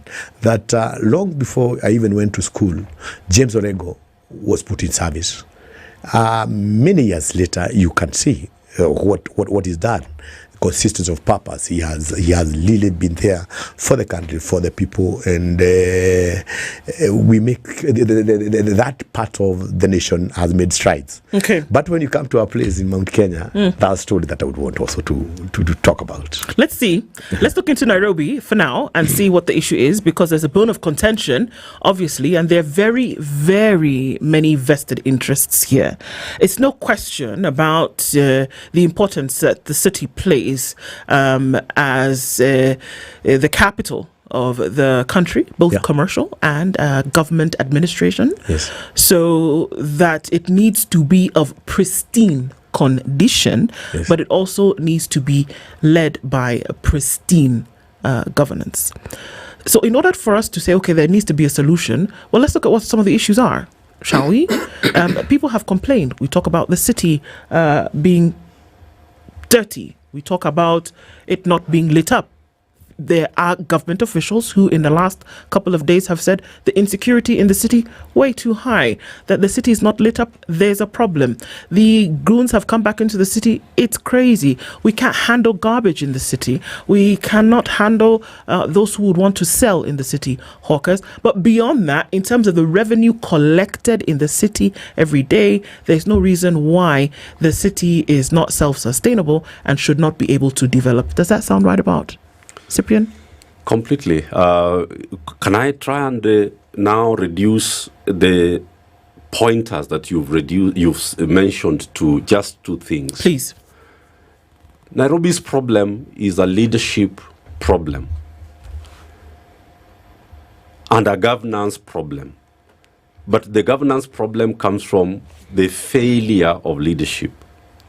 And it is because Nairobi suffers from the problem of executive overreach, meaning that State House has a direct vested interest in who becomes the governor of Nairobi and the resources of Nairobi, how they are allocated and spent. Because Nairobi is a very lucrative place. Last year alone, Nairobi collected more than 21 billion of own source revenue. And they were allocated more than 22 billion from the share of the national revenue. So you can see that we are talking about big monies. And because of that, there is an entrenched interest to ensure that the control of these resources is in favor of the people in power. So there is executive overreach, and which played itself out very clearly this time round. So let us make it clear to the people of Nairobi that we have a leadership problem in Nairobi. The people we have been making governors in Nairobi are not worth it. They are not able to govern and manage Nairobi for Nairobians. And I want to conclude by saying this. We know in governance, we say that you either pay for your interests or you pay with your interests. There are no two ways about governance. In governance, you either pay for the interests, and that's what Warutere has listed. These are the people's interests. Water, sanitation, garbage collection, a clean city, a safe city, a lead city, where public transport moves, where the cost of doing business is low. That is what you call the people's interests. So you either pay for these interests or you pay with them. And currently, paying with Warutere will confirm that Nairobians are paying with their interests, not for their interests. So that is what we call double jeopardy, because you pay expensive rates and expensive levies and everything that you pay for, but you don't get anything in return. Instead, you suffer your security, you suffer bad roads, drainage is not happening, garbage is not being collected, and that is currently the situation in Nairobi because of failed leadership. So Sakaja basically handed over the county government. After he got it, he handed it over to those who put him in that position. And for him to survive, he has also to pay to the ODM party. So Nairobians generate revenue, and that revenue goes to secure Sakaja's existence in office. So it's very clear what the problem is. Cyprian, you almost make it seem as though, I remember, I mean, not even just growing up, but even now we play the game of Monopoly, where you roll a dice, and then you can claim property. It's a game, but you can claim property, and then you can, have control of the water. Yes, the exactly. little toy we saw on the board. Exactly. You can claim control of the water. You can have a few pets here and there, and then if I roll the dice and it lands on your property, I can buy you out with the money that I have. You make Nairobi seem like it's a monopoly board, and that they're vested parties, and that they're people who can just do what they want when they want by virtue of the fact that they have the money. Exactly, and they control. Because once they have the money, they access control. And once they access control, they get everything they want. And the Nairobians miss everything that they pay for. Because the money they have already paid is now controlled by very few hands and cartels. So Warutere has worked in the has been an MCA here, and they will tell you what exactly happens, how the county assembly is controlled, how they are told who to vote for, who to vote against, how to allocate resources. Nairobi is a monopoly, really. That is where cartels have completely controlled this place, and those cartels, unfortunately, are in power. So what would you tell us then? Is this what happens? Yeah, exactly. I think Cyprian has captured it quite right. And one thing that we must all agree is like 60% of the GDP of this country comes from Nairobi. So what happens in Nairobi is critical. How I wish going forward would get a CEO, a competent person to run the city. Optimally, if we were to address the leakages that are in the Nairobi, we can get more than 35 billion. We can collect more than 35 billion in the city alone. Per what? Own source revenue. Own source revenue. 35 billion upwards of 35 billion. Adding to what probably we get from the exchequer, we will be able to learn our budget and even get excess to give to other counties. However, because of the issue of paying the piper, as Cyprian rightfully puts it, Nairobi has a problem. Nairobi is in a bondage whereby nothing works without supervision from the big brother. The interest of the big brother supersedes everything. Nobody sees Nairobi as it's supposed to be. Nobody thinks about Nairobians. We wake up early, we are listening people, Kenya's all, and many times you realize like I woke up around 5. I am imagining you even woke up earlier. To get back again past 9 o'clock. Don't you think like you deserve better than what we are getting? Sakaja is one man who came with many promises of a beautiful city. He talked of a green city. He had a 6-point plan that never worked. I think the incompetence of Sakaja didn't start from Nairobi. This is a student who was called to do actually science and who couldn't even finish university. How I miss the time we were with Governor Sonko. As much he had his shortcomings, we had systems that were working. Sonko rescued people and still does to this day. I worked under Governor Kidero, a CEO who tried to make things work as much as he wasn't within the framework of the administration, because he was from a different party from what the leading party was. He tried and made things work. I think at the start of things, we were collecting about 14 billion then. And to this day, I think last year we corrected 21, which is about 10 years later. That's way too true. What is happening? We have a workforce that is not motivated. We have a workforce that has been shown that the best way is to steal, keep what you can, because the big brother doesn't care. He's stealing much more. So for me, I think we have to look into the way things work. There is no efficiency in this big city. Sakaja does not come to office. Sakaja works from Shakahola, a private office in Riverside.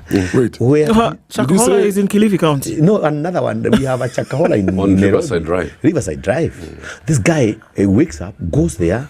He has 2 very useless fellows whom he trusts to run the city.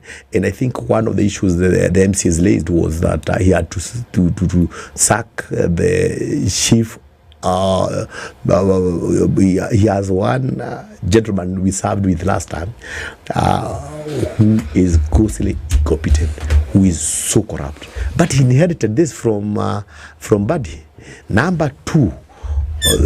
Sorry, inherited what from Buddy? General Buddy is who you're talking about now? 2 people. Okay. One is called Usman, and the other chief of staff is a young man who does not even know what he stands for or what needs to be done in Nairobi.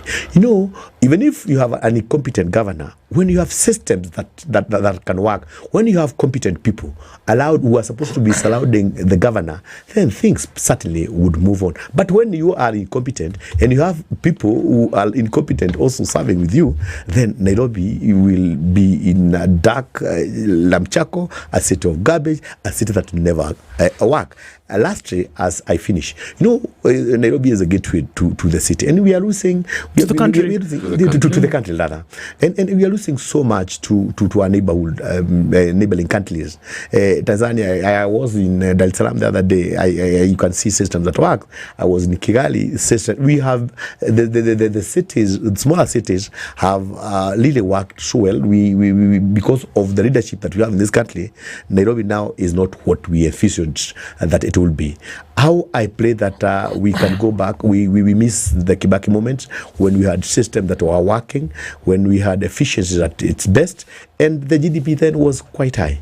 I've said 60% of the GDP of this country comes from the city. So when we get it wrong, or we spread the madness to other counties, sadly, that is the situation we are in. I mean, Cyprian, let me get back to the question of executive overreach, because you raised it, and we look at, and there's something also you mentioned, the person that the government will want, obviously, will be in place. Let's look at the last election. So Sakaja won the election with the UDA Kenya Kwanza with 699,000 votes plus. The closest was Polycarp Igathe with 573,000. So you look at now, Sakaja was voted by a majority of Nairobians. And when we look at the question of why then Nairobi is a central focus, so many things. One, the economic weight, like you raised, that Nairobi carries. Nairobi contributes about 20-25% of Kenya's GDP. So whoever then governs Nairobi essentially ends up controlling a massive budget. So that must have an interest from the executive, from the state.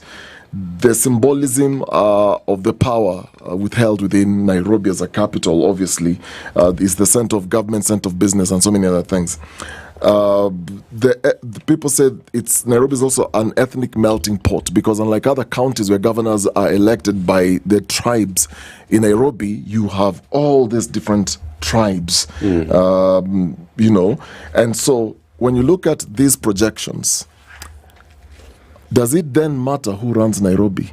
Because if this is what you get into office, this is what you're handling.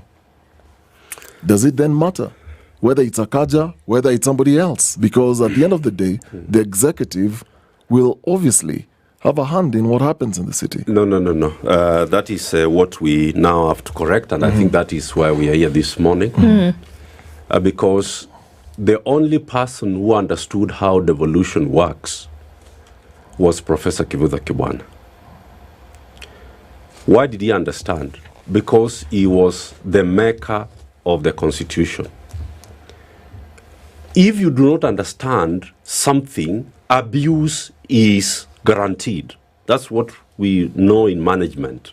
That if you do not know the purpose for why this thing was established, abuse is inevitable. And that is the abuse that we have seen across the 47 counties. Because nearly all the governors were not there when we were looking for the Constitution. So they don't know why devolution was created in the Constitution. In fact, majority of them were against the making of a new Constitution in Kenya. That is the fact. So what did Kibwana understand? Kibwana understood that if you do not locate the power with the people of Makueni in the village committees, in the ward committees, in the sub-county committees, then bring that power to the county assembly, you can never deal with the cartels. You are unable to overcome those cartels. So the first thing that Kibwana did was to establish the village councils. And within the councils, the committees. Then he went to the wards. Then he came to the sub-counties.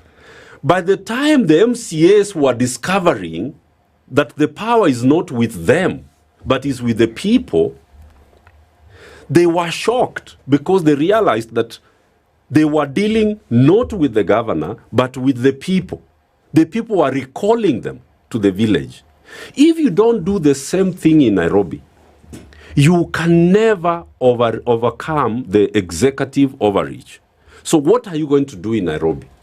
So what we want to do in Nairobi is that we are starting with the residents' associations. We have to start with the residents' associations, who then, like if you take Langata, South Sea, under the residents' associations there, and you go to the other wards, the 5 wards within Langata, you bring all of them together, and they form the sub-county council, the People's Council, which has the ward committees, and then the residents' associations. If you don't locate the power there, the power is going to be located above the county government. You cannot deal with cartels if you do not have power located with the people. And that's the formula which has to be used to deal with the problem of Nairobi. And how do we propose that you deal with this problem? Last week on Thursday, as Kenya Bora Twitakayo, we called for a major press conference at Tufungamano.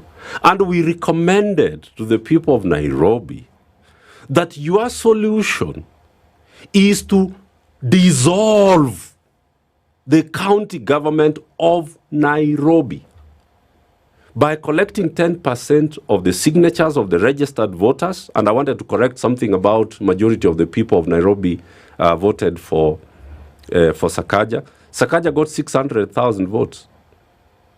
Nairobi has 2.4 million registered votes. 573 voted for Igade. When you add those two, they make 1.2 million. Nairobians, only 50-something% voted in the vote. If you look at those who did not turn out to vote and those who voted for Polycarp Igade, you will see that the sea of Nairobians did not vote for Sakaja. And that's the tragedy that, and we'll come to that number. But let me conclude by saying this.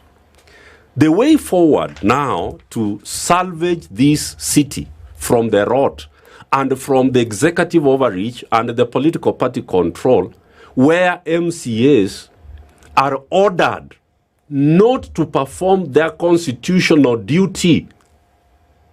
Warutera, you can imagine that MCAs are called by the party leader and told not to perform their constitutional duty. That is the only way to solve this problem and the conundrum is that the people of Nairobi have to come together in the 17 constituencies, collect signatures, dissolve this county government, which means that both the MCAs and the governor go home, so that after 90 days, we elect a new government and a new MCAs who actually know their work according to the constitution, not those who are called and ordered not to impeach a governor who they have evidence as misgoverned, is not delivering services. Nairobi is under garbage. Nairobi is not lit. Nairobi is insecure. And then you are told, don't impeach him, give him 60 days to go. When I was asking Warutere, Okari, if you give somebody the work of a watchman in your home, and then in the morning at 5 a.m., you find him with your goods. He has stolen your goods. What do you do with him? Do you tell him, enda urekebishe, tuone vile utabadilisha hii kazi after 2 weeks? Is that what you do? You don't do that. That gentleman goes to jail, goes to prison, and then he goes to court. And then he is locked in prison for theft by servant. That's what the law provides for. So this logic that the Honorable Raila Odinga and William Ruto have demonstrated is actually shocking. And therefore, Okari, to answer you in conclusion, you asked a very direct question. What then is to be done for Nairobi, looking at the control that Nairobi has of massive resources, but also the strategic location for the country? You have to dissolve this county government, wacha wananchi wafanye uchaguzi mpya after 90 days, they elect MCAs who know their work, they elect a governor who knows his work, and MCAs and a governor who knows that he does not serve Raila and William Ruto, but he serves 5.6 million Nairobians. That's the kind of governor and MCAs who need to be in office. These ones who are there for their pockets and for their, bribes and whatever they are going to be given, which is 1%, then 90% is stolen and taken away. That is my recommendation. The people of Nairobi, to an extent, and I'm going to pick off something that Bwana Warutere said, is that, you said something to the effect that call Mbuvi Sonko, whatever you wanted to call him, but there was something that was happening. It's interesting because we have some comments here that say something to that effect, that the city was clean. Yeah, it was clean at least. People got jobs. Yes. People had work to do. Yes. They would every now and then be found along the trenches, digging up, cleaning and things like that. If we're going to compare to the number of votes, Sonko got almost 800,000 votes in Nairobi. But I'm not pointing to the person, I'm pointing to the thing that Nairobians are asking for. It's not too difficult in terms of the request. And beyond people's desire, what the law says in terms of what is actually supposed to happen.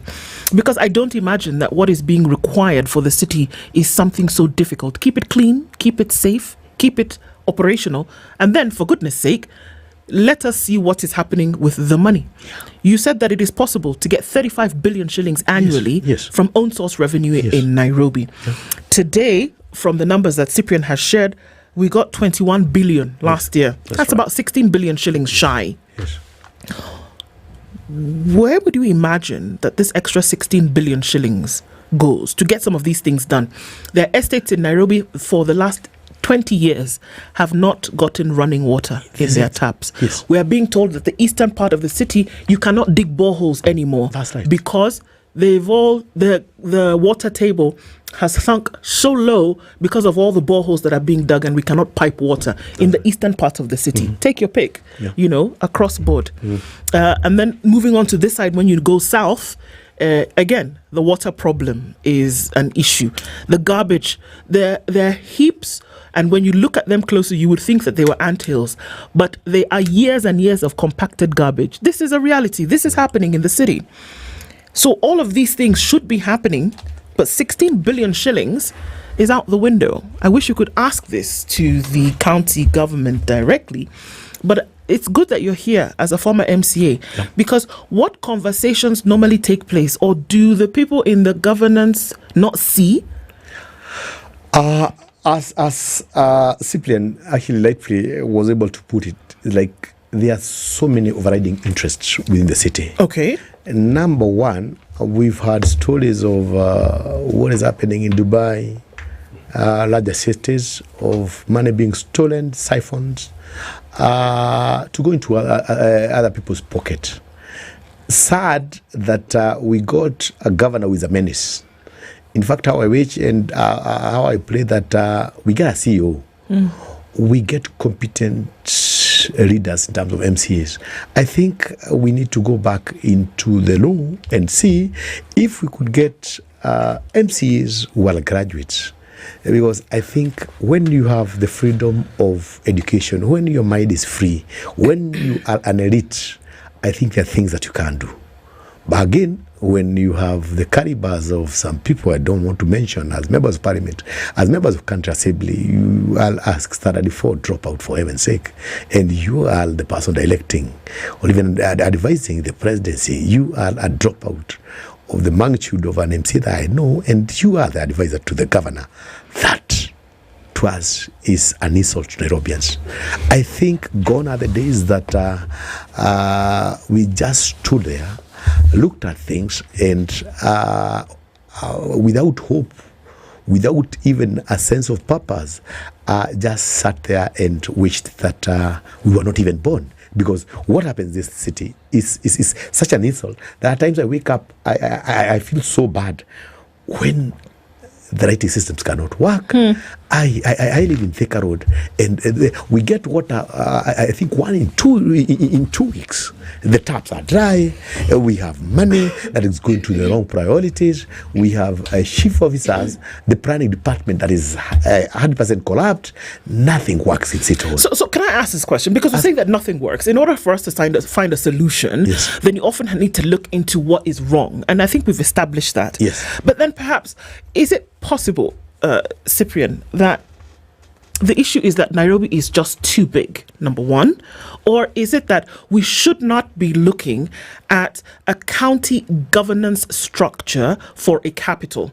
Because the devolution system kind of mimics a federal system. It kind of mimics a federal system in this sense, that you have governors and their deputies over a smaller geographical area, and that you then deliver to it an administrative capital.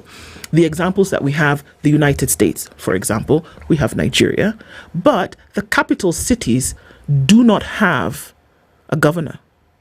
The capital cities are not even cities, they are areas. Washington, D.C., Abuja, for example, don't have governors, but they still have the input of the central government with a mayor of sorts who will then handle the different device that the city is, the different areas that the city is divvied up into. Is it possible? Is it possible? That's before he allow me to finish asking the question. Okay. Is it possible that it is too big an administrative area? Are the budgets, I'm almost laughing as I ask the question, are the budgets too big for somebody to handle? Or should we be looking at dividing up the administrative responsibility of this big area? Allow me, before Cyprian answers that, I also want to throw this to him. How is it that the private sector works so efficiently that the public sector can't pick from the private sector? Number two, how is it that Equity Bank, a small microfinance that started in the rural areas in Muranga, works so efficiently? It has overtaken all other banks, and it is working well with a huge customer base. Equity works well. Cyprian, as you answer that, tell us how probably we need to work to navigate and work on the issue of this city, so that the city can be green again, so that the city can still work. I've worked in the city, and I know for sure, given the right structures, given the right people, Nairobi can work again. Let me say that there are two things that both Ndu and yourself, Honorable Warutere, have raised. And my responses are going to be very, very specific, so that we can expand this conversation. First of all, 50 billion shillings is too little in terms of what you need to do to turn this city around. Some of you know that I am running for the governorship in 2027. Indeed. And 50 billion is too little if you want to turn around Nairobi. So what is the response to this? First of all, we need to increase our revenue base, as Warutere has suggested. That money is there. It is being siphoned into people's private accounts. Warutere can confirm, because he operates in this city, that our governor is actually building around 7 to 8 blocks across this city, from Kaha West to the southern part of... Blocks of what? Of flats. Oh, you know. Okay. Affordable housing. Oh, and none of this is cheap. What I'm saying is that Nairobi needs above 200 billion shillings a year to really turn things around, and that money is available both from the national share of revenue and also our own source OSR, our own source revenue. So that answers your first question, that what we currently have is so little if we are going to provide services to the 17 constituencies and the 85 wards. Sure, if you want to compare, and I'm sorry to interject because it's good that we give examples. Because again, if we are mimicking, look at the state of California. The economy of California is bigger than that of Kenya. No, California is the 8th largest economy in the world. So this is what we are talking about here. So we understand that. So we are actually saying that we have very little money for the things that we need to be doing. But even with the 50 billion shillings a year that is available, the things that we can do with it, if we wanted to change Nairobi, are many. So I'm going to answer the two questions this way. First of all, the model of the United States of America, the model of Abuja, may not work in Kenya because the framers of the Constitution actually answered that question in Article 6 of this Constitution, that Kenya shall have 2 levels of government that are interconnected and interrelated. None of them shall be completely independent of the other. So interdependence is the principle that you find in Article 6 of our Constitution. Why did we recommend that Nairobi gets a directly elected governor? Is because the national government tends to use Nairobi as a cash cow, which has continued. Even with the Constitution? Even with the Constitution. Why? Because of the answer I gave to Okari. That Nairobians do not control the city. They don't control the city. Nairobians are observers.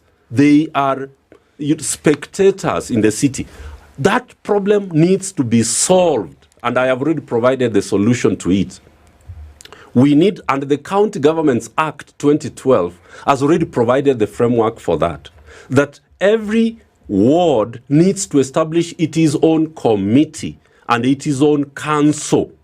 Elected people from all the residents' associations, all coming together to form the ward committee so that they direct the MCA in terms of what their priorities are in budgeting. So that's the answer to that question that Ndu you asked. Let's go to the second question, which is, I think, extremely important as regards Nairobi. We have said that if the problem is that the governor is so central and is not in touch with the service delivery in the ward level, then Nairobi can be split into 5 or 6 boroughs, as we have called them. And so the boroughs are managed by managers, all of them who report to the governor. Which Governor Sakaja has said repeatedly that he wants to do. No. I mean, the reason that he is not coming through with it is because he knows that he is going to lose control of all this money that is available across. And the service delivery will happen. And that is another problem that we can talk about. Because when you are the governor and you keep saying that I want to do, just do it the following morning.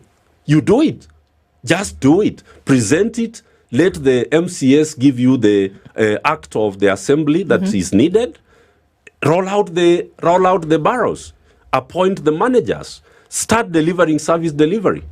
Why is it not happening? Is because that is not his intention. His intention is to do politics with it, while he knows that he does not want the money to go to service delivery. Because money that goes to service delivery, you are unable to steal it. Right. So keep it central, steal it, then keep giving the promise. So I think we need to be very clear that the start of the solution is to dissolve this county government, and we are going to do consultation across the 17 constituencies. We are going to have public barassas from next week. We want to reach out and ask the people, is the way forward dissolving Nairobi county government all the way down to the MCS, so that we elect, after 90 days, men and women who understand what the Constitution in Chapter 11 requires of them as governor and as MCA. Article 192, which is the one which provides for the dissolution or the suspension of the county government, is very clear that you need to collect signatures, present a petition before the president. The president forms a commission. The commission then recommends whether the solution is viable or is the way to go. And then the president suspends the assembly, the county government, in conjunction with Senate. Senate can, after 90 days, decide whether to reinstate or to go for elections. Our recommendation is that we go for elections. If Senate gives us those 90 days, then we can be able to do our forensic audit. Because we want to show, and this is very important, Okari, Nairobi currently owes 118 billion shillings in terms of pending bills. And the problem with that, Ndu, 118. Yes. The problem with that is that the control of budget does not allow you to contract somebody under the Procurement Act if you don't have the money. So where has this come from? Because every year, what we budget for is what we pay for. So where has this happened? How have we accumulated 118 billion shillings? What does that mean? Nairobi is insolvent.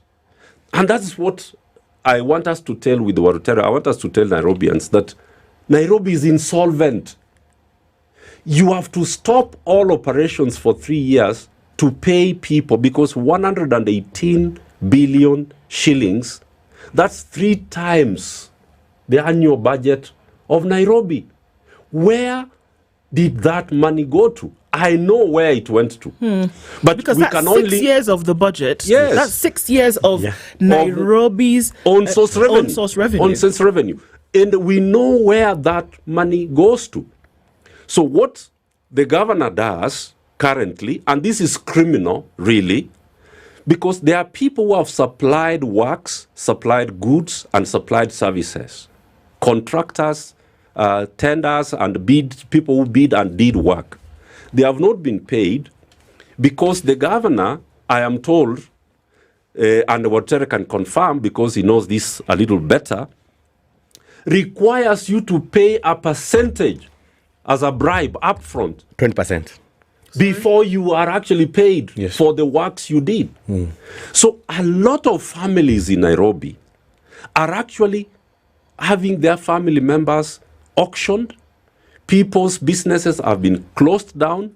Unemployment that has been caused by the county government of Nairobi is untold. And we are having people who are sick. Some have died. Because banks have pulled their vehicles, have auctioned their properties, because the county government does not pay.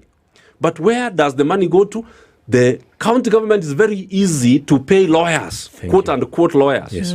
12 billion paid to lawyers, because the total bill for lawyers was probably 1 billion. The other 11 billion goes to the private pockets of people at Nairobi. So the criminality that we are talking about here is so humongous that we cannot wait until 2027. But it is the people of Nairobi who have to decide.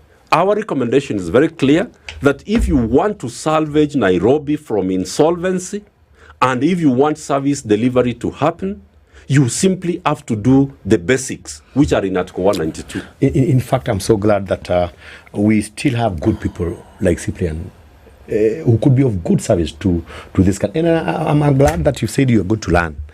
I think we need to sit and look into things. And as he puts it, I think now we need to go back, to go down again to Ajiko. And you're doing a good job.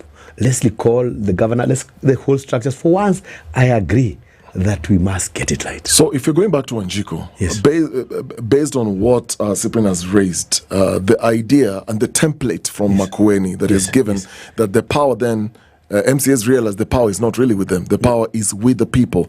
That structure, and he proposes that structure to work in Nairobi, so that the power then is with Wanjiko, like you're saying. If it's recalling, then they have the power to recall. Very quickly, because of time.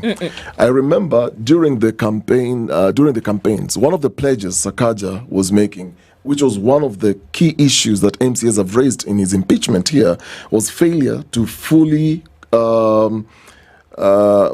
fulfill his campaign promises and poor governance. And they've accused Sakaja of not keeping his campaign pledges and lacking responsiveness. Now, Sakaja, in his manifesto, and I'm reading it here, he had said, under a City of Order title, and he said, decentralize governance into 5 administrative boroughs, like what Cyprian is saying. So you've got Central, East, West, North, South, with dedicated city managers. That is what Sakaja pledged and proposed. Mm-hmm. Is that happening? Yesterday, it doesn't happen. Sadly, yesterday you saw Sakaja actually going with goons. You know this. Sorry, wait. He Sakaja operates with goons. He's the chief goon. So these things are not happening. So Nothing. we don't have dedicated. We don't have these 5 administrative boroughs. Nothing. We don't have dedicated city managers. Nothing. You see, Sakaja is one person who sits in that office, directs goons to patrol this. And he even gives them, it's in the public knowledge that when we had the Gen Zs going around, he was the chief goon who allegedly. brought people. Yes. Allegedly. Well, they were shouting his name. Yeah. That he's the one. It's a Malo Lipo. There's no way, like people talked about him, and as I always say, this is what we're ground. You will know. When you hear like the planning was done and we know where the planning was done, instead of him working to fix and to also live up to his pledges, I saw him yesterday going with goons, policing the city. For what? When we have a bad traffic, when we have a problem. No, they're just part of his goons. Okay, let's take a break. We're going to come back and continue with this conversation in the hour, because Warutera says that, if you actually wanted to fix the city, we would actually see it fixed. Cyprian says Nairobi is in the red, and the things that you say you want to do, you wake up and do them in the morning. Don't tell us about your plans moving forward, and this is what we are going to do. Do it now, and do it now. The conversation around the city of Nairobi continues after 8 right here in the Situation Room. Bosco joins us after 8. It's 8:01. Don't go away.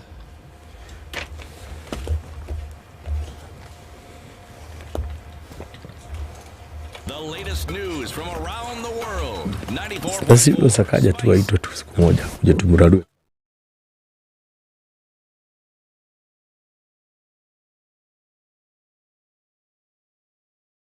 Is the news wire. Amla Ubaga. President William Ruto has challenged the international community to step up contributions in climate change adaptation and mitigation to complement Africa's efforts. The president said Africa is taking bold approaches to climate action by adopting climate positive growth, positioning the continent as a source of solutions rather than a victim. He said the Nairobi Declaration adopted an inaugural Africa Climate Summit in September 2023 demonstrated Africa's commitment to climate action as a driver of economic growth, transformation and job creation, and not a burden.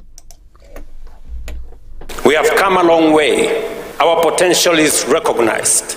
Our voice is heard, and our solutions are being deployed. From green infrastructure and climate-smart agriculture to landscape restoration, waste management, and even cutting-edge technologies like direct air capture.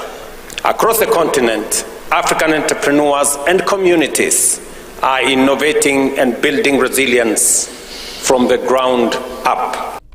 A Nairobi court will today continue hearing the trial of a university student accused of publishing alleged false information about President William Ruto. Chief Inspector Bosco Kisau, attached to the DCI, told Milimani Senior Principal Magistrate Ben Mac Ikumbi that he was dispatched to Eldoret on November last year following a complaint about the disputed online post.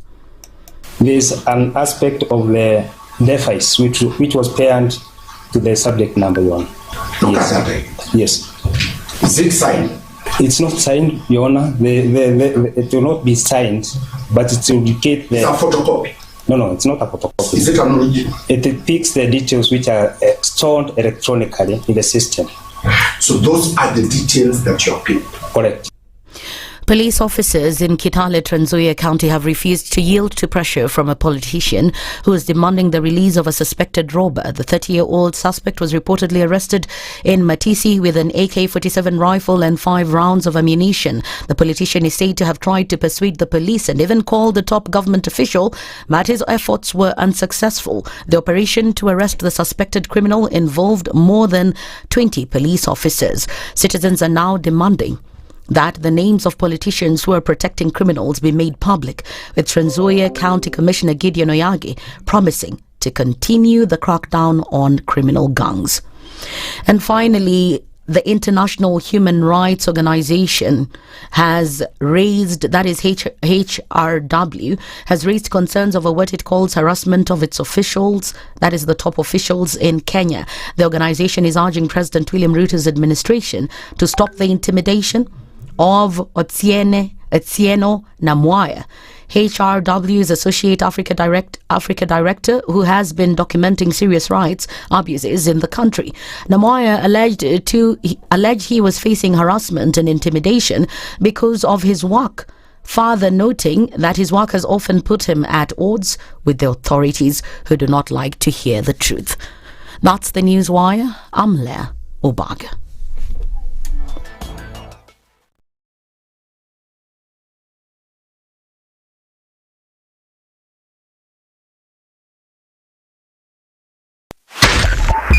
.5 Spice FM, Kisumu. One of the things that I in our country is negative ethnicity. You find you as a state officer, instead of thinking as a Kenyan, you think like a tribal person. Let me tell you something. The biggest problem we have had in this country is a leadership deficit. There is not... Statistics are like bikinis. They reveal a lot, but they conceal the vitals. And so government people would throw statistics at you and tell you they're revealing a lot of information to you, but it's really concealing the real vitals. We need to get out of that, because when we want to grow our democracy, one basic thing that really requires to be understood by the political class, by all of us, is institutions are critical. This is the Situation Room, the only way to start your day. Mature, intelligent talk every morning. Spice up yourself.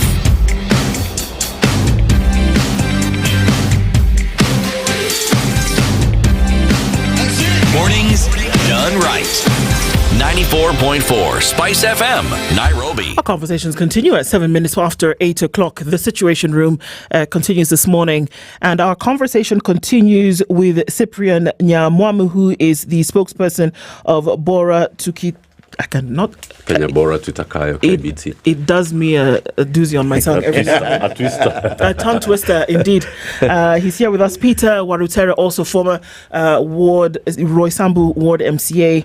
And now joining us an hour later is Bosco Mutegi Kura, who is a political analyst and governance expert. Bosco, good morning. Good morning to you. Karibu. Asante sana. Glad that you're here. Yeah. Even as we get into this conversation, we're talking Nairobi and looking at the solutions. We went to the break where Warutera tells us that, allegedly the governor of Nairobi is involved in activities that would be pointing to why we can't solve the problem. And Cyprian also tells us that Nairobi is in the red.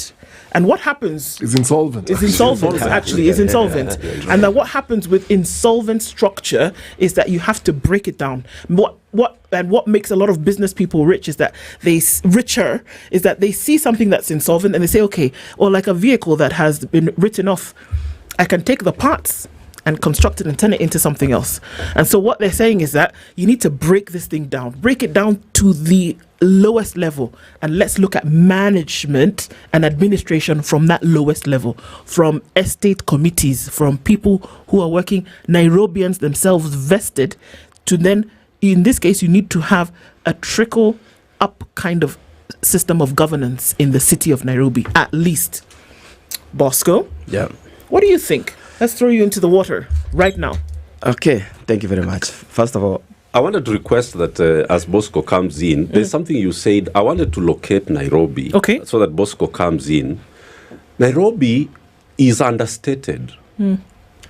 grossly understated in terms of what it is in Africa and in the world. Absolutely.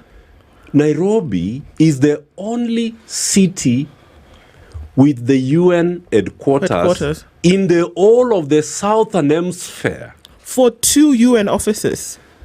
There are going to be 4. Yeah. In the whole of the Southern, from Argentina to Australia. It's only Nairobi in the Southern Hemisphere. With UNON and UNEP. With UNON and UNEP. And you know that more agencies are coming. That's the first thing. But you have to locate Nairobi within Kenya. That Kenya is located in the eastern gate of Africa, facing Asia, where 62% of the world's population resides. Asia carries 62% of the world's population.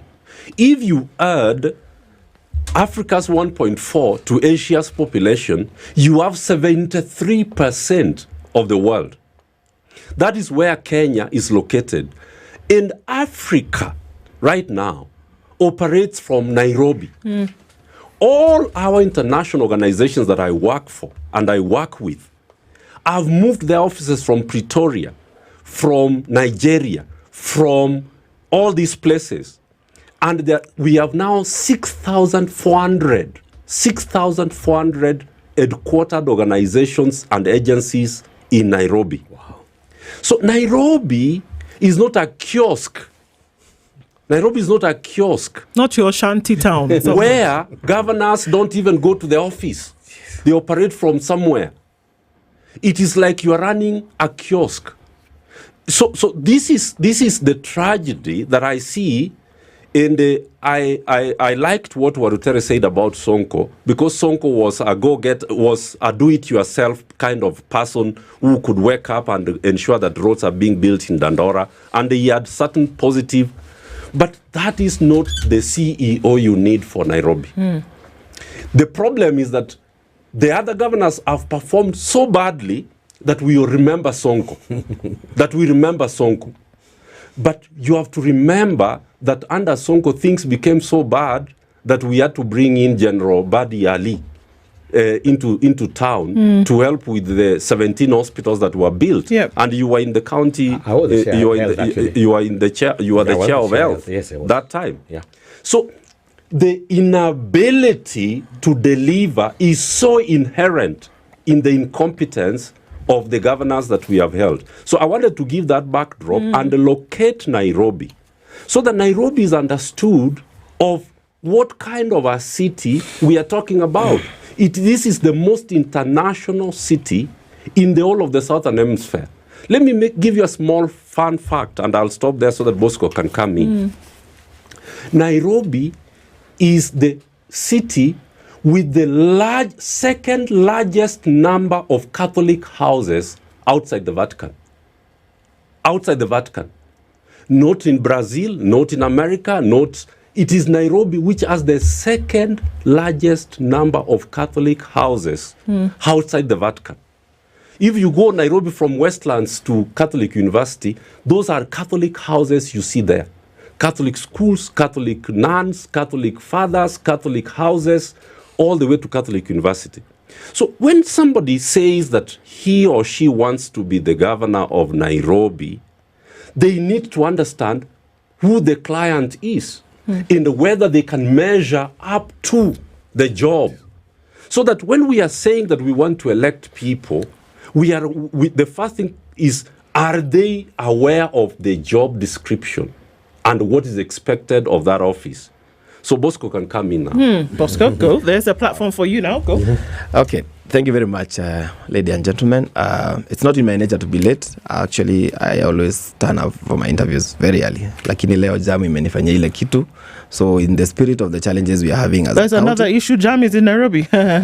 Okay. Yeah.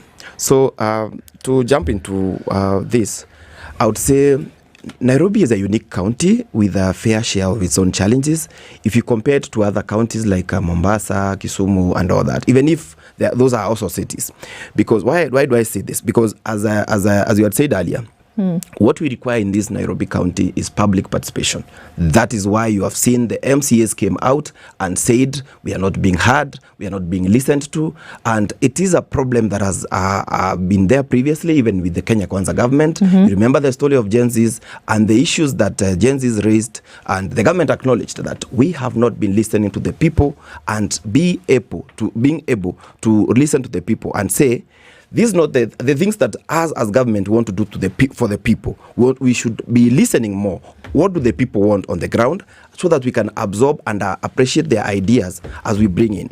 Why am I saying that? When we talk about county assemblies, the role of the MCAs is oversight, legislation, and representation. And in this case, we have seen the MCAs in Nairobi County challenging issues, let's say, of bursaries not being given to them in good time. I think what we need to appreciate and do as a county, as Nairobi County, is to leverage on technology, just like Sakaja has been trying to do. Because we have seen even fights over procurement issues right now. Counties are against the e-procurement.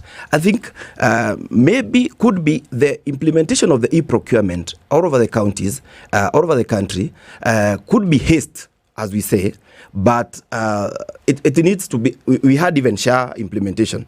It was brought boom.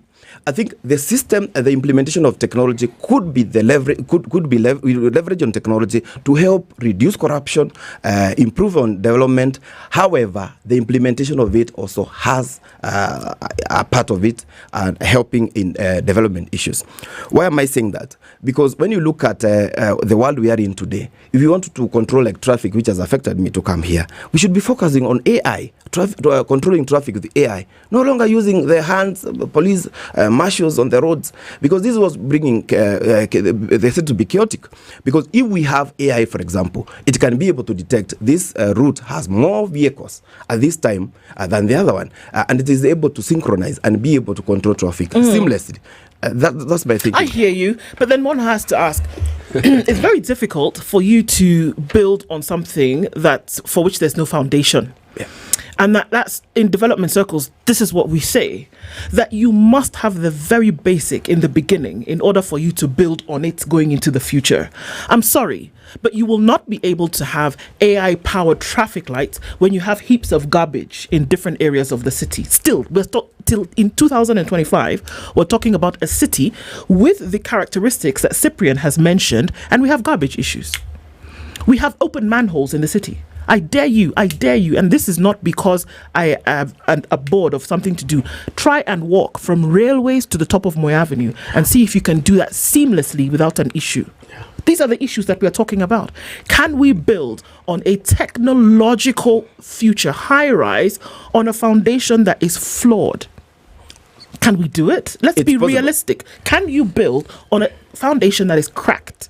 Can you do that? Or must you raise the thing to the ground, literally, in terms of administration and governance, and then start to build from there?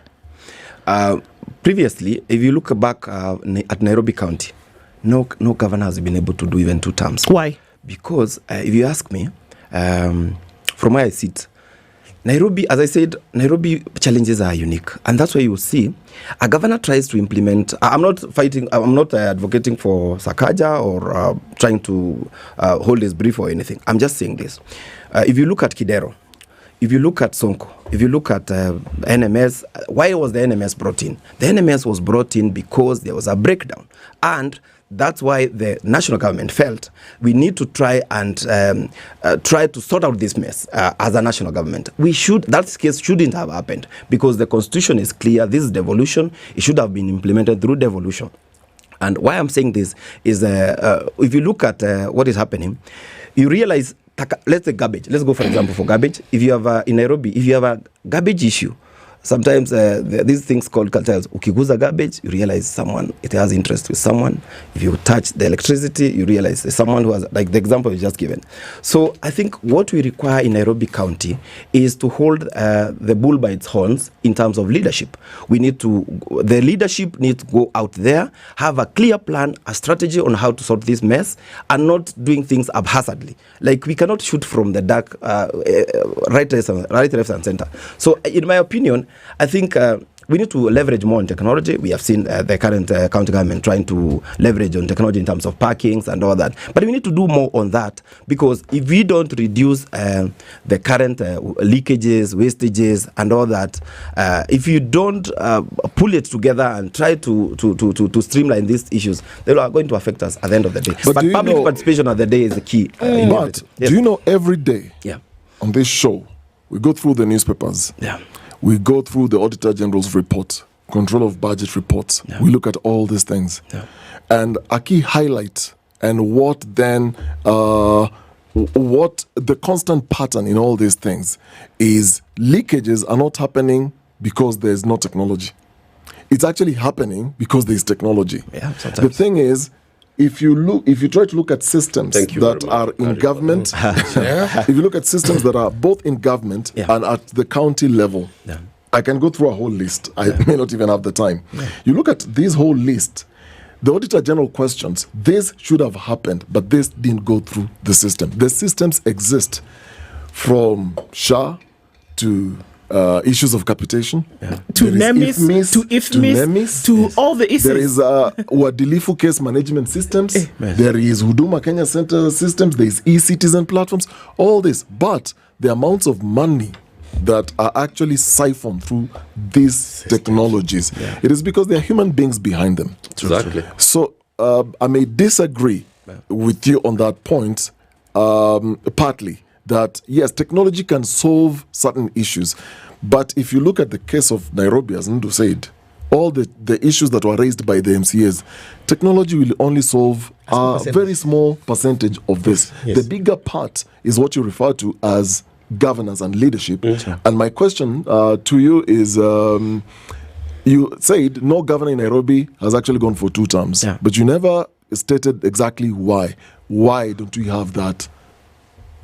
Why we haven't had a governor going for 2 terms, it's because, first of all, if a governor is, for example, to give example of Kidero, then there was now coming Sonko. There is now the new governor. I've actually served as an advisor to a governor previously, and I know what happened. One of the non-2-term governors?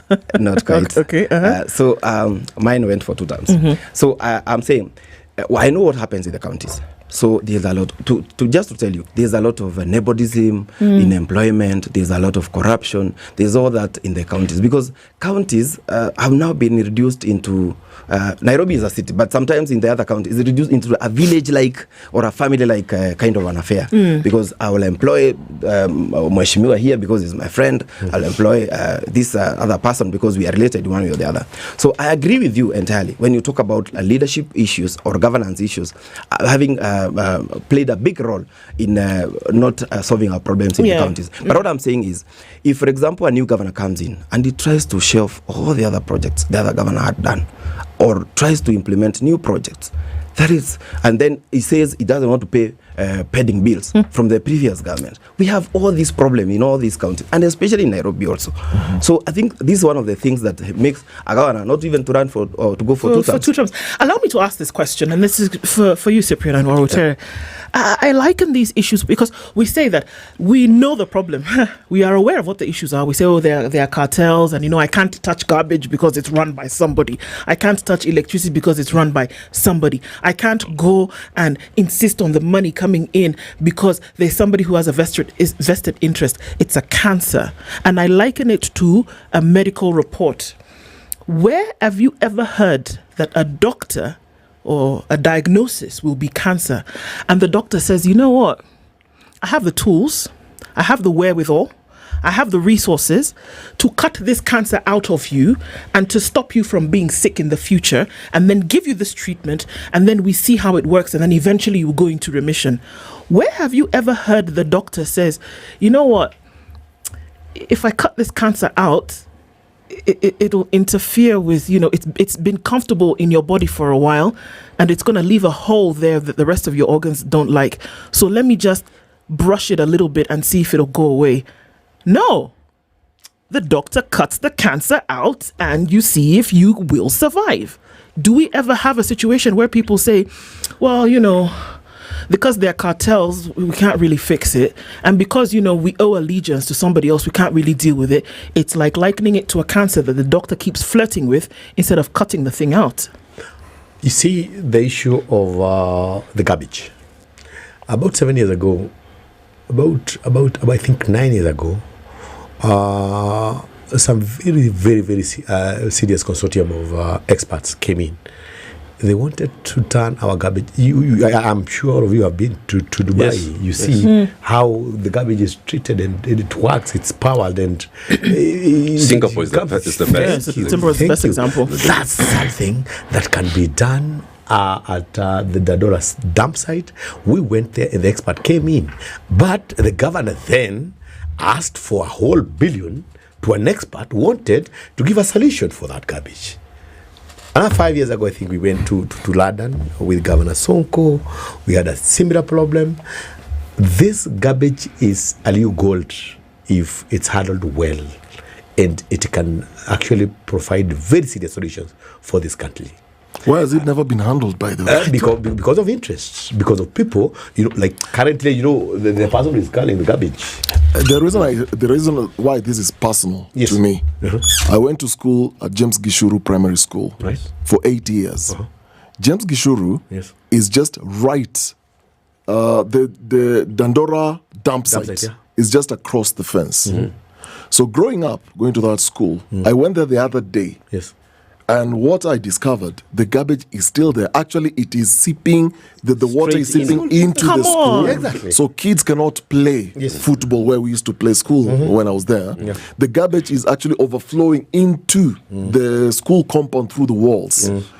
And the atmosphere there, you can never see clear clouds. Essentially, you can't. And I asked a teacher, and this teacher told me this, Dennis, because I was asking, where did this teacher go to, by the way? Where did this teacher go to, by the way? And I was told some actually died. And the reason is, for a lot of the students, pupils going to that school, a lot of them died because of respiratory issues. A lot of us left there and are living in other parts and moved on with life, but a lot of people suffering respiratory issues because of that dump site. And since I was a kid in that school, I'm talking about pre-unit class 1, the conversations were this thing is going to be moved. But almost 30 plus years later, the thing is still there, if not more. He heals and heals. It's that a is why I like holistic. what Ndu really as what Ndu has spoken to. And Bosco, technology is a tool. The user of the tool is the one who determines whether the tool is going to work for the interest of the people or not. It is as simple as that. Now, Ndu has given us a very powerful, analogy in terms of how you solve problems. And this is exactly what Raila and Ruto did a few days ago. The MCAs tell you that the problem is this. We need to remove this person from office because he's grossly incompetent, but also is a thief. What do? You say that, give him 60 days so that he may now start to deliver services. So why was he not delivering services? For 2 years. For 3 years? For 3 years, yes. Why was he not delivering services for 3 years? For you to say, that's exactly the cancer analogy that you are giving. That this is the problem, cut it. Then you say, no. Go and take porridge with the asali. If you take porridge with asali, the body will develop strength to deal with the cancer. And the cancer is still there. Don't treat it. So I was at Dandora, the Archbishop of Nairobi, His Grace, Philip Anyolo, convened the parish priests at Andrew Bassett Parish, which is just right there as you enter into the dump site. And so at an occasion, I was called. I was the main facilitator of the priests at that meeting last month, and you are in charge, but the stench is right there with you. You simply cannot have lunch in the open. The place is getting worse every day. So I began this conversation by saying that you either pay for your interests or you pay with your interests. And what Okari is saying is that Nairobians are actually paying with their interests, their health care, their water, their housing, their safety, their security, their transportation. We are paying with it instead of paying for it. So we are actually exposed to double jeopardy. And we must sustain the conversation this way. What do we do going forward in practical terms? Yep. Practical terms, as I suggested in the earlier session, is that we must be bold enough to say that Ruto and Raila Odinga are the public enemies number one of the people of Nairobi. Sure. We have to declare them public enemies of the people of Nairobi. Once we've done that, that's what you normally do. If you want to deal with AIDS, you first of all declare it a national disaster. So that you now develop responses to and you can unlock resources. In governance, that's what you do. You unlock resources and focus the resources. So Nairobi's public enemies are the Honorable William Ruto and the Honorable Raila Odinga. Once you've declared that, then the next step must be, how do you activate Article 192 to dissolve this county government, get all the MCAs to go home. Ndio iwe funzo kwa wengine that you do not get elected to go and listen to Raila. Or you do not get elected to go and ask Ruto what you are supposed to do as an honorable MCA. Yes. So that is how you start this process. Declare them a public enemy, then go to the second level where you start the process of collecting the 10% of the signatures. And with the signatures, you present a petition to William Ruto. All Nairobians should stand up in unison and tell the president that this is not about you, it's about us who have not received services for 3 years under the leadership or the failed leadership of stage 3. Work with Senate, and that's why Senator or the Senate of Nairobi becomes very, very significant. And he has not done enough in this regard. He needs to step forward. The Honorable Senator for Nairobi, Edwin Sifuna. He needs to come forward because he holds the most important office in this crisis that we are in. He needs to make his position very public. What is the way forward? Because impeachment will not work. Impeachment will not work. Why do you say so? It is not going to work because the MCAs have already demonstrated that they are loyal and they serve their parties more than the people of Nairobi. But secondly, Senate has been declared soko huru by the president himself. That Senate is soko huru. So you know that the MCAs can impeach Sakaja, but they know what is going to await them. They don't have the kinds of money that is going to be given to these MCAs. So Senator Sifuna needs to come forward now and stand with the people of Nairobi who elected him to be the guardian angel of devolution and of service delivery. So that after 90 days of the solution of this county government, we actually get a governor and a deputy and the MCAs whose only agenda will be service delivery and how to repay these debts that have made the Nairobi county government insolvent. Number 3, in terms of the in-tray of that alternative government, will be to conduct a forensic fraud audit. We need a fraud audit to jail people because every county government, and the Bosco will tell you, actually runs 3 very important tools of finance management. There is the IFMIS, there is the cash book, there is, the bank accounts where the money is banked and payments are made from. So it will not take us 3 months to actually know who received which money for what. And that's how we are going to recover all this money. We need to sell all these properties that people have bought with Nairobi's money, so that we can be able to repay the people who are owed in the name of pending bills and start from a clean slate before 2027. So we have work to do, but the people of Nairobi have to be mobilized.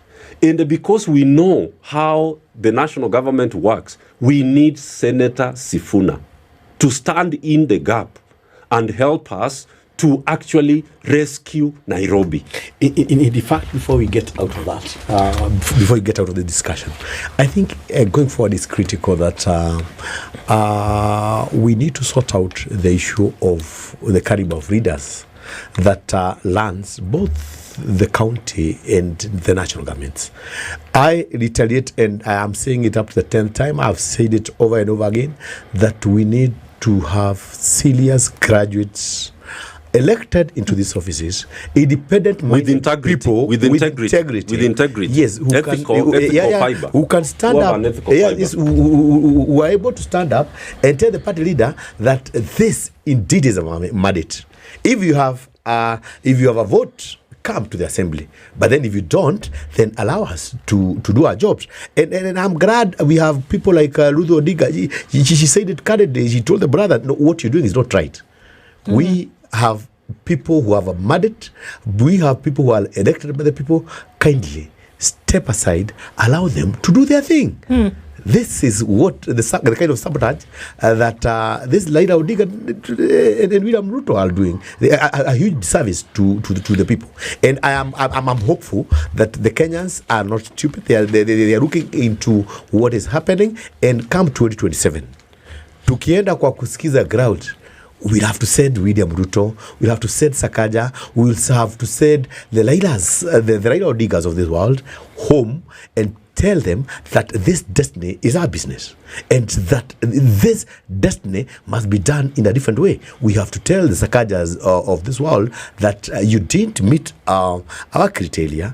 And Dennis Okari has said that he elected Sakaja because he had his thing. He thought that he would deliver. And if he hadn't done that, then the right thing is to ensure that Sakaja becomes a one-time thing, William Ruto becomes a one-time thing, Laila Oduga is not No, Sakaja should not finish the term. In fact, it's not even. I agree. Yeah. We just said, all this lot home, we get people of this study. And we continue. I think maybe I can come in on yes. You mentioned something very good and which should help us solve all these challenges. The cancer of corruption. That's I remember the Pope, when the Pope came here, I think some years back. 10 years. It's going to be 10 years this October. The first thing the Pope said is that if Kenya deals with the cancer of corruption and tribalism, it will be a different country. Yes. Why am I saying this? I think there has been deficiency of genuine leadership in this country, because genuine leadership is what is going to change this country. When I talk about corruption, look at the steps that have been taken previously on the people who have done corruption. When you talk about Nairobi County governors, when you talk about the case of corruption of Kidero, where are we with that case? When you talk about Sonko case of corruption, where are we with this case? What I'm saying is that the institutions that are supposed to deal with corruption in this country, one, whoever is giving the budget, be it the members of parliament or even the executive, need to be genuine on the monies given to these institutions. For example, if you empower EACC, if you empower DCI in the right manner in terms of budgets and all that, that is going to help. Another institution that's going to help us in corruption is IEBC. How is IEBC going to help us in corruption and getting the right leaders? Let us be. Kenya has the best laws we can have in terms of fighting corruption, but the implementation and enforcement is almost zero. So what we need to be serious is implementation of these laws. When we talk about 2027 and the leaders to be elected, the integrity card, as my brother said, that should be the bare minimum before we get even to the education. I have a question, I think, for the three of you. Yeah. It's just a thought, and I'll stand to be corrected. Yeah. I'm looking at the issue of pending bills. Yeah. My concern is this will spill over to the next government. Doesn't matter who comes in. For sure. So let's assume this county is dissolved. Yeah. We have a new leadership. There are certain things that will just not change. And there has to be a way on how to address. The same way we talk about odious debts. And the conversations around it is, one, let's do a proper audit. And let's say, okay, fine. If this money was released, where did it go to? Follow the money trail. Yeah. And for some, don't even pay. For some, make sure you get those money, because money goes into accounts. Right. They are not in some cloud space somewhere. true. They are known, and these accounts are held by human beings. Yeah. We look at the issue of pending bills, and one issue that Sakaja tried, and I don't know how far he's gone with this, and that's why I seek indulgence. As of mid-2025, this year, Nairobi County owes approximately 21.4 billion in pending legal fees. We're not talking about anything else. This is pending legal fees, 21.4 billion. Cash cow. Yeah. Only. Now, this is to various lawyers representing county executives. We don't know much about these cases that they're handling. Yeah. But what is even more shocking, of that total that I've just mentioned, the 21.4 billion, about 6.3 billion is owed to just 4 advocates. Yeah. Just 4 advocates, 6.3 billion. This accounts for 29% of the total. 4 advocates gobble up 29% of 21.4 billion. And this sizable portion reflects the high value cases, as they may argue. We don't know these high value cases in any case. We don't know, we don't see an audit of accumulated claims through litigation and all that. But a separate report indicates that 11 law firms are demanding 10.7 billion for legal services rendered. This is something totally different. Now, when you look at these discrepancies, in April 2024, what Governor Sakaja then did, he stated, and he said, with the reports indicating all this money owed to law firms, they ended up doing an internal review. Yeah. And the internal review and reassessment of 44 fee notes, they actually reduced the total from 5.1 billion to 2.4 billion. So, what this clearly was showing, there was overstatements in so many of these claims. My question is, how is this issue going to be dealt with? Because whoever comes in, whoever becomes governor, you'll still find these fee notes on the desk. If from lawyers, let's start with Cyprian, then we go to Richard, and then to Bosco. In fact, we have prepared our technical team has prepared what we are calling the recovery and restoration plan, because you need a 100-day recovery plan. If you are going to resuscitate this county from insolvency, is there a plan? Yes, there's a plan. What we need to do, first of all, is to say, number one, the county as it is legal officers and the county attorney. Yes. Let's start from there. Because this is the only safest cash cow. On the government payroll, one person, yes, one unit. We have a county attorney, we have several legal officers who are on the payroll of the county government of Nairobi. Can we agree, first of all, that these are the only people who are going to represent Nairobi County government until 2027? Yes. And in future, let there be a policy in terms of how lawyers are going to represent not just Nairobi County government, but county governments in general. Because this is a conduit for stealing. We were looking at the 12 billion that Sakaja paid. 12 billion to lawyers can employ 11,000 young people, earning 25,000 shillings a month for 4 years. That's how much it is. Wow. 12 billion can employ 11,000 young people earning 25,000 shillings a month for 4 years. 4 years. So this is not little money when we talk about 12 billion. So stop contracting lawyers to represent the county government. Because like the national government has an attorney general who represents government in court, the county government has a county attorney. If Sakaja employed an incompetent one, sack him and employ a properly qualified and established county attorney and the legal officers under the county attorney who represent you. When it comes to this review, Sakaja is only reviewing the bills from the previous administration. Yes, correct. But he is not talking about the ones he has himself paid over the last 3 years, which is how the money is being siphoned out of the county government of Nairobi. So these pending bills are from previous ones. And you have heard one of the lawyers telling you that he was told to surrender 30% of his fees if he's going to be paid. And this is what is going on in this county government. So we know exactly where the problem is. Get these bills exposed to what we call forensic fraud audit. If you actually start that process, these lawyers will withdraw. Most of them will withdraw because they are going to be jailed. Yes. They corruptly were given contracts that were not even given a competitive bidding. We don't know how it is X who was settled for and not W. Was there a call for lawyers to represent the county government? How did you arrive at these county farms? It is actually against the procurement laws in the country.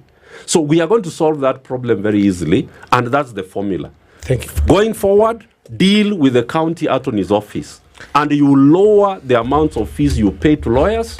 That's how we are going to save 12 billion shillings every year, and you will take it to service delivery. As you pick from his last point, you have served as MCA for this county before.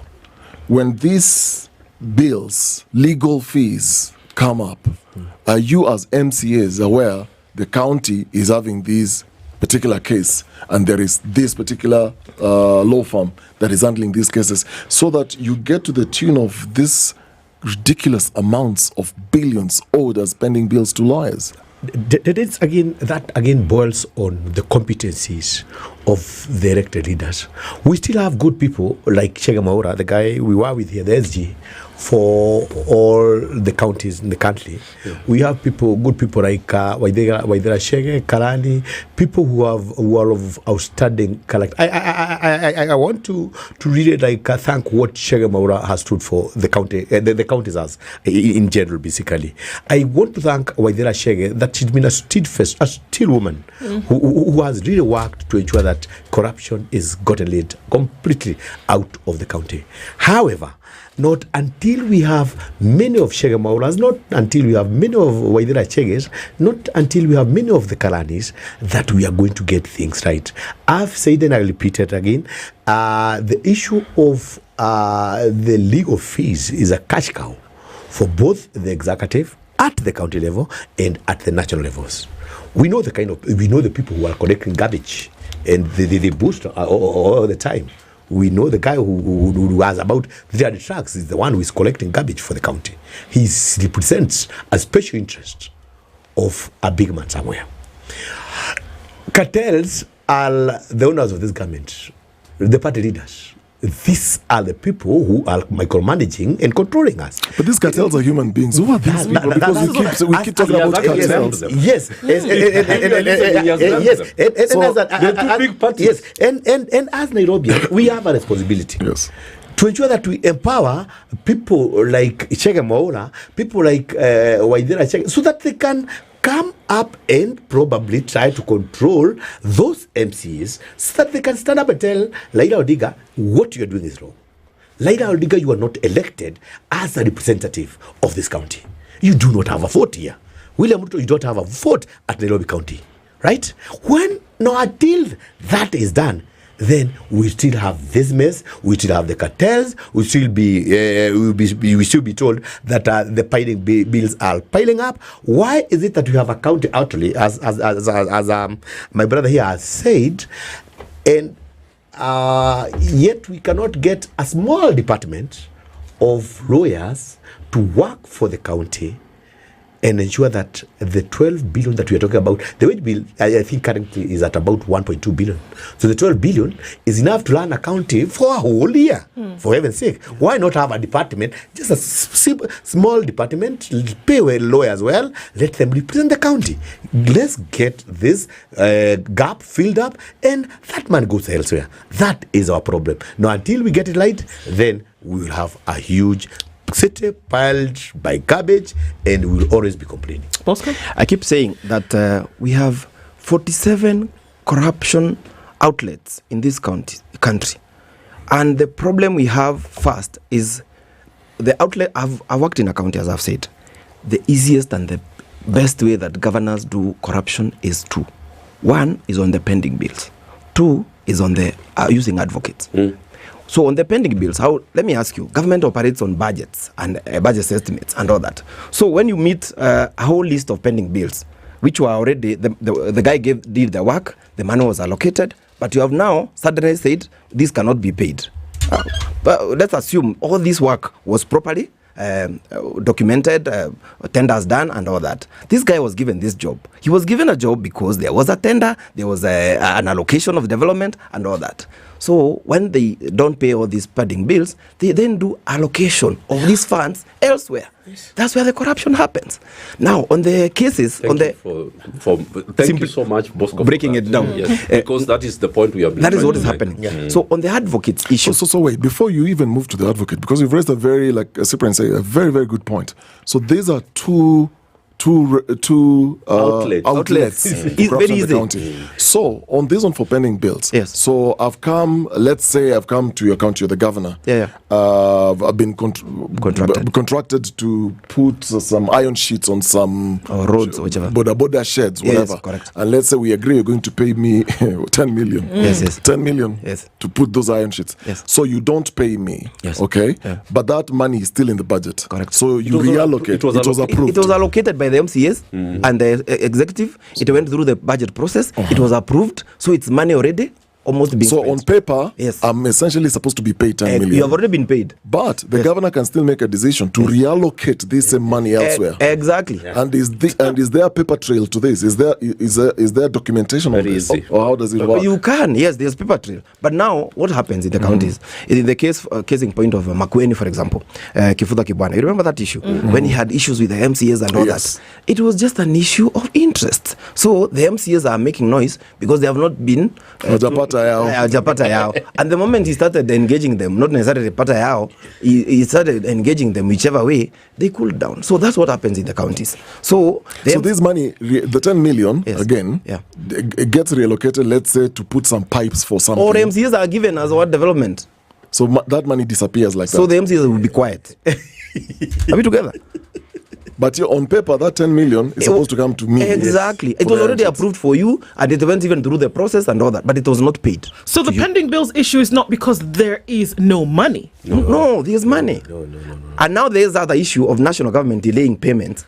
It also brings the pending bills. So the governors are okay. The governors are okay when there's sometimes challenges of governors money from the national government because once this was approved, but the monies have not come. So when you come for your payment, they tell you the government has not brought, national government has not given money for this.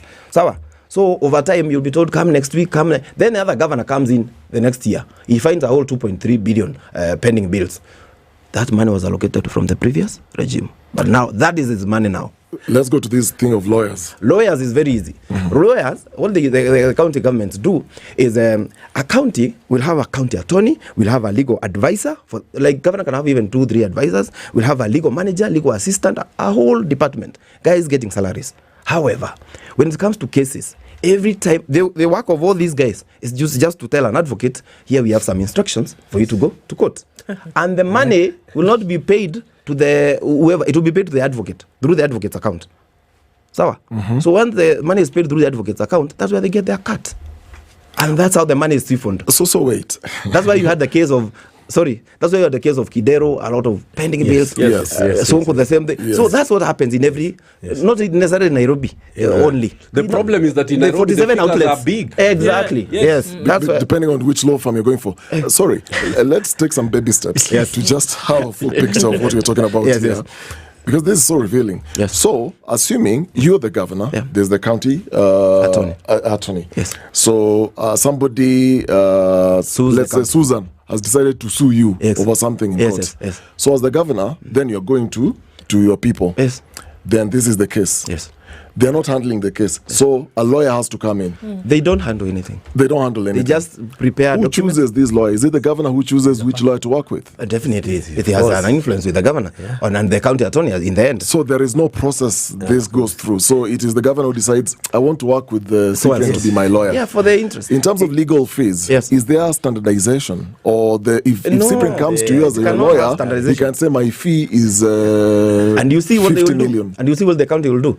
Once the case happens, hata ukishinda county case, they will appeal so that the fees goes up to Supreme Court. In fact, the truth of the matter is like if wakikaa waone kumekauka sana, they instruct people to go to court to sue the government. To sue the engineer case. The engineer case. Yes. And then wanasema let this wakili go and then anapewa instructions. Don't do this, don't do this, don't do this. So that the case inakuwa imeisha and then unapata fee note ya 40 million. In fact, if there is something that does not work, it is that issue of the legal departments within the framework of the counties. Yes. You had not finished your train. So you're saying, so you can choose as a governor. The governor, he or she can choose whichever lawyer they want to work with, and the amounts that the lawyer will then say, "Me, I want 50 million." There is no standard that this is the fee. The easiest place to steal money is through advocates. Client advocate protection gives them to give money to whatever money is put in the account. No one will ask, why all this money? No one will come to paper trail, and all that. The other challenge that we have in the counties and corruption is political interference. And it's even helped by the wananchi themselves. When I said 47 outlets, most of the governors are corrupt. Where ukifikiwa wakati wako, people from your region, hey, mtu wetu being my person, our people being chased and all that, let the governors and all those people who are corrupt, they carry their cross. Because what happens, political interference happens this way. The other day we had some governors, without even mentioning them. Once you are put to EACC and all that, whether it's political or not, you start saying, hii ni siasa ya 2027. You get. So that's where we are lost in between, because there's no genuine following of these cases of corruption. That's where the whole challenge is. However, I think all is not lost. Let's all agree. As much as the corruption was devolved to the counties, to the 47 counties, there are few good things happening out there. Definitely. We have the cases of Makwenis, things that are working. We have the cases of the governor of Muranga, who is working quite well. Yeah. So if they decide so to work, then I think devolution was meant to work, and it can work. Outside that, then the issue of Nairobi needs to be looked afresh. All right, let's forecast and look into it for about a minute and a half, each of us. We'll start with you, Cyprian, in terms of what needs to happen. And it's not a tomorrow thing. What needs to happen now? This thing of talking about what needs to be done, ought to be done. And for Nairobi, we've summarized this very well. We need to declare who the enemies of the people of Nairobi are. We need to collect signatures and dissolve this county as provided for in Article 192 of the Constitution. In doing that, the Senator of Nairobi, the Honorable Edwin Sifuna, has to play a very critical role of creating an infrastructure in all the 17 constituencies for the people of Nairobi to express their position as regards the insolvent county government of Nairobi. After we dissolve the county for 90 days, we suspend the county government for 90 days, I will strongly urge Senate to recommend a fresh election for 1.5 years so that we have a recovery and rescue government under whoever that will be, the governor and the MCS. Ndio iwe funzo to the MCS that they were elected to serve the people of Nairobi. If you are elected to serve the people of Kangemi, represent the people of Kangemi. Do not represent your party leader. This needs to be very clear so that we do not have this problem in the future. So for me, that is what we need to do, and the Senator of Nairobi needs to play a very critical role in terms of solving the conundrum and the problem that we find ourselves in. Finally, we have commissioned, as Kenya Bora Tutakayo, we've commissioned a forensic audit of Nairobi. And we are doing this with the Office of the Auditor General. Because we need to go to the cash books, we need to go to the IFMIS, we need to go to the bank accounts and actually know who received which money for what. We need the total recovery of this nearly 120 billion, so that we can use it to clean Nairobi, so that we can green Nairobi, make Nairobi a safe city, and create opportunities for all our people.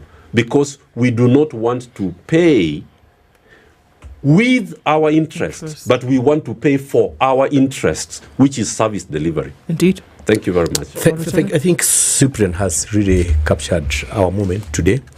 Allow me to thank the people of Roysambu for giving me a chance to really serve them for 2 terms. But I want to say this.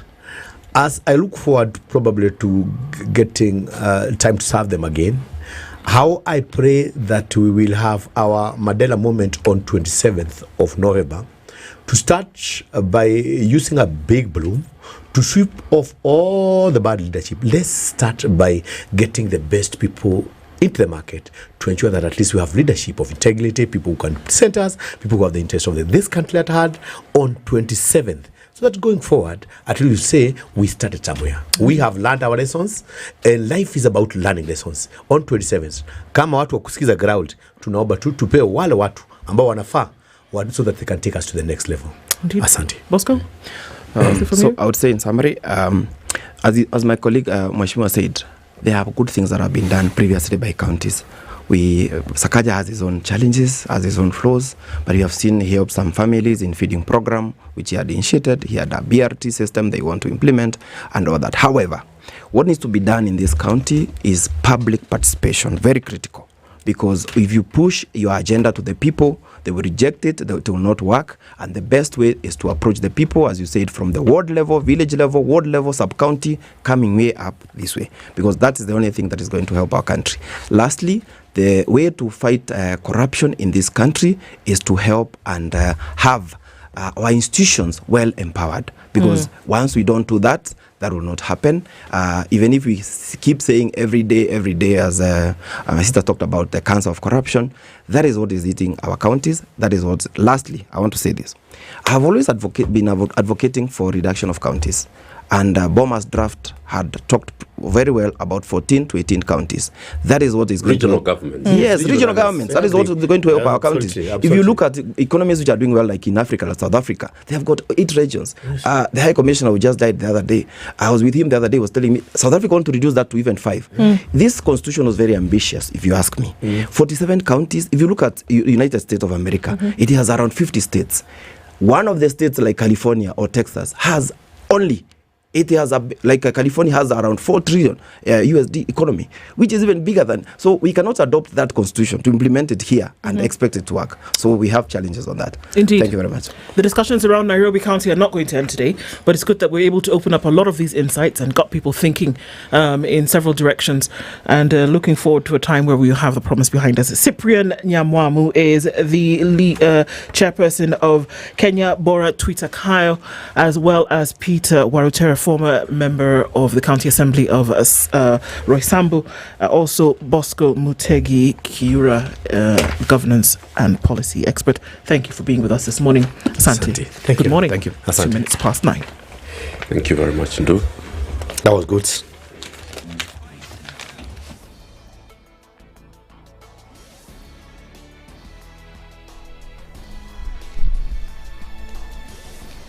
Good morning. This is the news wire. I'm Leah Obaga. The Supreme Court has raised alarm of a growing public distrust in IEBC, urging accountability from its leadership.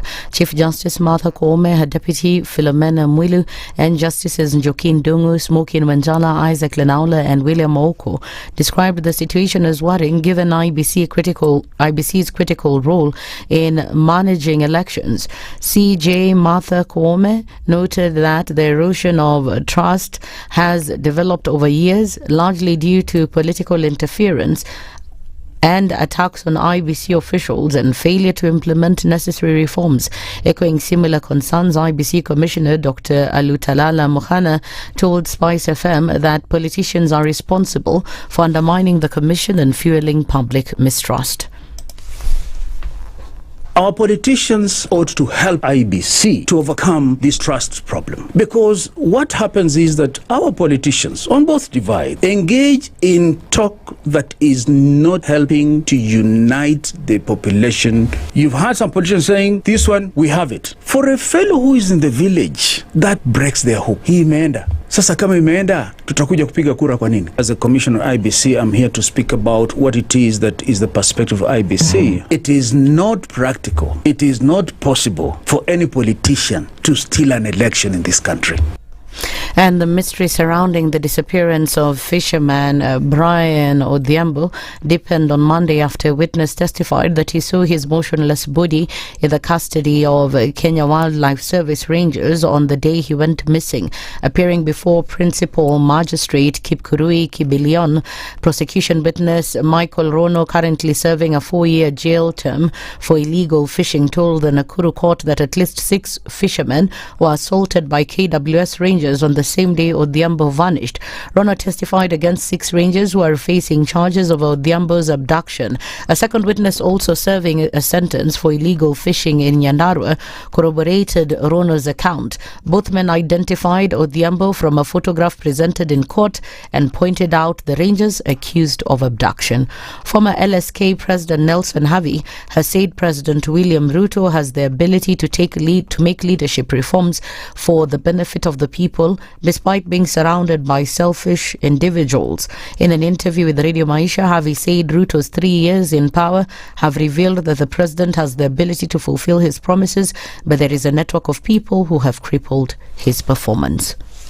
Kama uko na watu wengi hawana maono kama yako, ni vigumu kutimiza ahadi ulizowapa watu.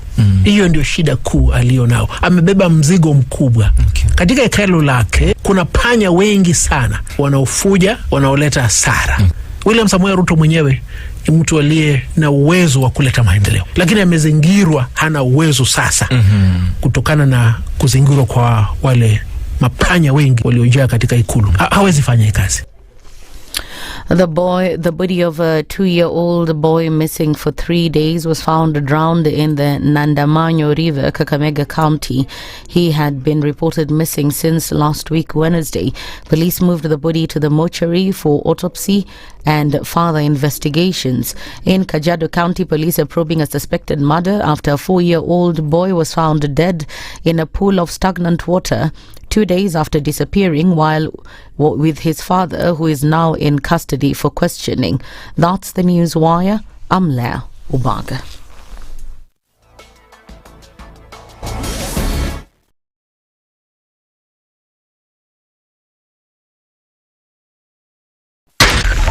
.4 Spice FM, Nairobi. If we just gloss over issues and hope that time heals, then we might find that in generations to come, we might be back at the same situation. And the whole thing is born of stolen elections. Spice. We do not like the hard stuff. We must insist on the path of doing things right, whether popular or unpopular. Money changes hands. That is a fact. If you have political goodwill at the highest top, like in Rwanda, then corruption will be an issue of the past. If you don't have political goodwill at the top, we will pass laws, we will amend laws, we will continue passing laws and re-amending laws, and nothing will happen. This is the Situation Room, the only way to start your day. One of the things that I hate in our country is negative ethnicity. You find you as a state of, instead of thinking as a Kenyan, you think like a tribal person. Let me tell you something. The biggest problem we have had in this country is a leadership deficit. There is nothing that you are going to do in the vitals. And so government people would throw statistics at you and tell you they're revealing a lot of information to you, but it's really concealing the real vitals. We need to get out of that, because when we want to grow our democracy, one basic thing that really requires to be understood by the political class, by all of us, is institutions are critical. This is the Situation Room, the only way to start your day. In this country, 6 families and 8,000 Kenyans control 90% of the GDP. We are not a country. We are a plantation. We work for Ruto. When you're telling the judges court orders are papers or they will not obey court orders, they're sitting and you're seeking orders from them. So how are they supposed to interpret it? Isn't serve the people. If you are not shameful to do what you are doing, why should we protect you? I'm human. Everybody's human. So when you're told, kuja tuongee, I mean, you'd be a fool to say, stagi kuongea today. Conversations have to be had, you know? People in leadership should only go into leadership if they are ready and willing to change the lot of the people. The Situation Room, Kenya's biggest conversation. Mature, intelligent talk every morning. Spice up yourself.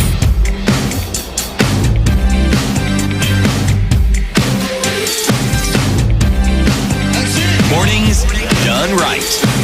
94.4 Spice FM, Nairobi. All right, so at 10 minutes rather past 9 o'clock, we continue our conversations this morning and getting into it, into taking a bit of a trajectory coming off of where we have just been the last hour. We're getting into another one now, and it's going to be interesting because we'll get to understand what it exactly is about. Ndu and Dennis with you. We continue with the Situation Room this morning, and we're getting into now a conversation with our friends from Kemri. Welcome. And today joining us around an interesting one is Nyamweya. She's here from Kemri. Welcome. And we're going to be looking into treating fragile lives with respect, and we'll get to know a little bit about what that is all about this morning. Nyamweya, good morning. Morning to you. How are you? Very well, thank you. Karibu sana. Asante sana. In Nairobi? Or have come from outside Nairobi? I've come from Mombasa. You've come from Mombasa? Yeah. All right. Of course, we know some of the work that happens with Kemri Welcome around those areas, and so we'll be looking into some of that this morning. Yeah. Let's welcome you to the hot seat of the Situation Room with today's proverb. Dennis will tell you what that's about and where it's from, and we'd love to hear your interpretation. Okay. You know, I'm quite surprised you pronounce that name. I was waiting. You're waiting for me to mess up. Yeah. You know what Nyamweya what it means? The one who brings rain. Yeah, you do. Exactly. You know. Yeah. Is it? Yeah. Is it true? Yeah. Thank you. So Nyamweya ni mtoto wa mvua. Kitu kama hicho. Ama ulizaliwa kati kulikuwa na mvua. No, hilo ni jina la nyanyangu ulipewa. But lamaanisha nini? Ni umezaliwa wakati wa mvua. Wakati wa mvua, season ya mvua. Kitu kama hicho. Okay. I'm going to the coast. Lakini mnaweza niita tu mwana. Hilo ndio jina many people. Mwana. Mwana. Mwana. Mwana. Mwana. Let me write that one down before I go to the proverb. I hope your proverb is not hard. Oh, don't worry. Well, it's a very simple one. We are in the country called Egypt. Egypt, yeah. North Africa. Mm-hmm. So in Egypt, they were known as the ancient men and women of wisdom. Mm-hmm. Because they influenced a lot of what we call today civilization. Mm-hmm. So the proverb that is we are dealing with today is where is it? Now that you said you hope it's not a difficult one. I'll give you one. You will give me one. If you can't find yours. No. Trust in God, but tie your camel. Mm-hmm. Yeah. That's the proverb. Yeah. How would you interpret that? Fact, that's it's also part of the Islamic culture. Okay. That tawakkul, meaning trust in God, but tie your camel. So put trust in God, but work hard on whatever you're doing. Mm-hmm. Not just saying God will make it for me without putting any effort. That's what it means. Like God will provide, and then you're not working. Yes. You have to go work. Yeah. So you pray, but you also work hard. Oh. Okay. Exactly. Yeah. What Swahili? What's the equivalent in Swahili? I'm just trying to think, because the ones I have in my mind, like I said in the morning, one is from the Bible also. Faith without works is dead. Yeah, exactly. So you must practice what you believe in. Yeah, exactly. What Kiswahili itakuja baadaye. Itakuja baadaye. Yes. All right, and even as we get into this conversation, Nyamweya, we are looking into, I'll just call him Mwana. Yes, call me Mwana. All right. We go that way. the power of words and emotions in newborn care. Some of us don't even imagine that that's a thing. Start us off from the premise of why this is important and why this is even an approach or in the very first place. Yeah, that's a very important question. And I'm very happy to be in this studio today to share exactly the kind of work that we do, the challenges we face on the front line. And I want to start this conversation with a story from my practical work experience on how we handle these mothers and what kind of patients we get on a daily basis. So this is a mother who is pregnant. She's 9 months pregnant. She's in the rural village and she gets into labor. And then she goes into the dispensary, which is the nearest health center for her to give birth. So she goes in there. The labor complicates. She's not able to get her baby normally. And she has to be transferred to the level 4 hospital for cesarean section. There are no ambulances at the dispensary level, so an ambulance has to be dispatched from the level 4 hospital to the dispensary to pick this mother to come for cesarean section in level 4 hospital. So the ambulance takes like 2 hours to go pick this mother who is in labor, and it's obstructed. So she comes into the level 4 hospital after 2 hours of delay. When she gets into the hospital, there is another mother in labor, in theater, who is going through cesarean section. So this mother has to wait again before the operation is done. So she gets into the operation room after maybe another 30 minutes or 1 hour of waiting, and the baby is in there and they're stuck. So she gets into theater, and eventually the operation is done, but the baby is very tired. So we call that birth asphyxia. So the baby comes out, but he's not able to cry because he's very distressed because of the delay that has happened. So this baby ends up in the newborn unit where we care for them. So you have a mother who has had a cesarean section, a baby who is critically ill, and then you're faced with the parents there. The father is there. So this is a real case that I handled recently. So the father is there, the baby is on oxygen. We're trying all the best we can to save this life. And I can still remember the kind of question this father was asking me. Like, sister, will my baby be okay? Please do the best you can for my baby to be okay. So I just want you to imagine the kind of emotions this parent is going through. Their joy has been turned upside down. For 9 months, the kind of, when you're expecting a baby, the kind of joy that it builds in you, the kind of preparation you make, and suddenly the ending is like that.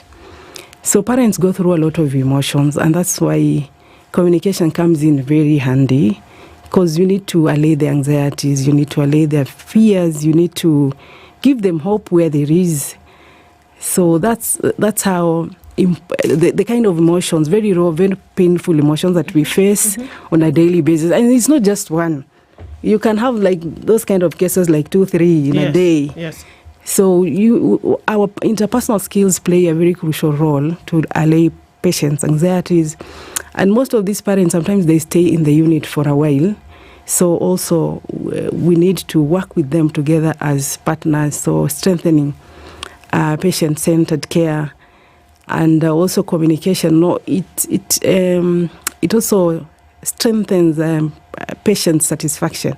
When you look at most of the patients' complaints on the care we give, it's all about how they were related to, how we talked to them, not about how the drugs we gave them or how we dressed their wounds, but how we talked to them. So communication is the core of our work. Before you diagnose this patient, you have to talk to them. Before you treat them, you have to talk to them. So it's really core. And it doesn't just help the patient. It also helps us as carers for these mothers and families. Because when you talk to them well, they're able to cooperate in the care you give. Okay. And sorry, but just as you say that, how does it help a caregiver if you are speaking to a patient and if they then open up? How does that help in the medical process of things? If they open up and then are comfortable with a caregiver, how does that then make it easier for you or any other caregiver do their job. And caregiver here, we are talking about across the medical sphere, doctors, nurses, those who deal with it, or across board. How does it help if I'm opening up to you? It helps a great deal, because often you can just imagine yourself before you see a doctor, if you've had that kind of an interaction. Just before you go in there, you're really anxious because you don't know what kind of a person you're going to meet and how the reception would be. So if you your personal skills as a doctor, as a nurse, plays a key role here. Because this is somebody who has come, they have issues, they need to open. Sometimes they have very sensitive issues, and if the interaction is not kind enough, or there is no empathy, they may not even open up and tell you the exact problems that they have. So when the communication is when you are first, how you meet this patient matters a lot, because it helps them to open up deeper and share their issues. And then you as a clinician, or you as a nurse, you're able to elicit the exact issues that this patient has come in with, and you'll be able to make the correct diagnosis for them through their clinical. Yeah. Is it part of training? And I'm asking this question because it seems as though, if so, there are a number of medical practitioners and caregivers who must have been absent on that day when that part of the course was taught. That's a very interesting one. Yeah, is it? Because I just think about a couple of weeks ago when I took my daughter to hospital, and we walked in to see the specialist. The man didn't even bother to look at us. He had his back to us, and he just looked at the results from the scan or whatever it was, and already started talking. Didn't even bother to look at who this person is that was under the lights of the scan. Didn't bother. Just continued. And I took an affront to it, and I said, you know what? We are here. You're going to have to look at us. First of all, you need to know the person that you're speaking to. You've assumed that there was nothing wrong. We ended up doing a procedure that solved the problem because of the insistence that what you are saying you see is not what we are. You need to acknowledge that we are even here. Don't go through it like you're going through a list. So that's what I'm asking. Are people trained, or do they just want to get through the day? And that's a very important. I'm very sorry about your experience, but that's a very important question. So communication, really, it's not taught as much as we would want it to be taught.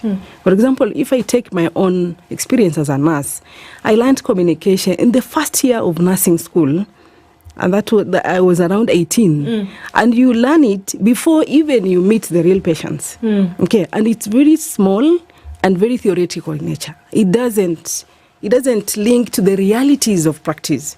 So it's taught, but very little. And that is what you need to go with as a nurse for 30 years, 40 years of experience. So it's not given the right attention that it needs to be.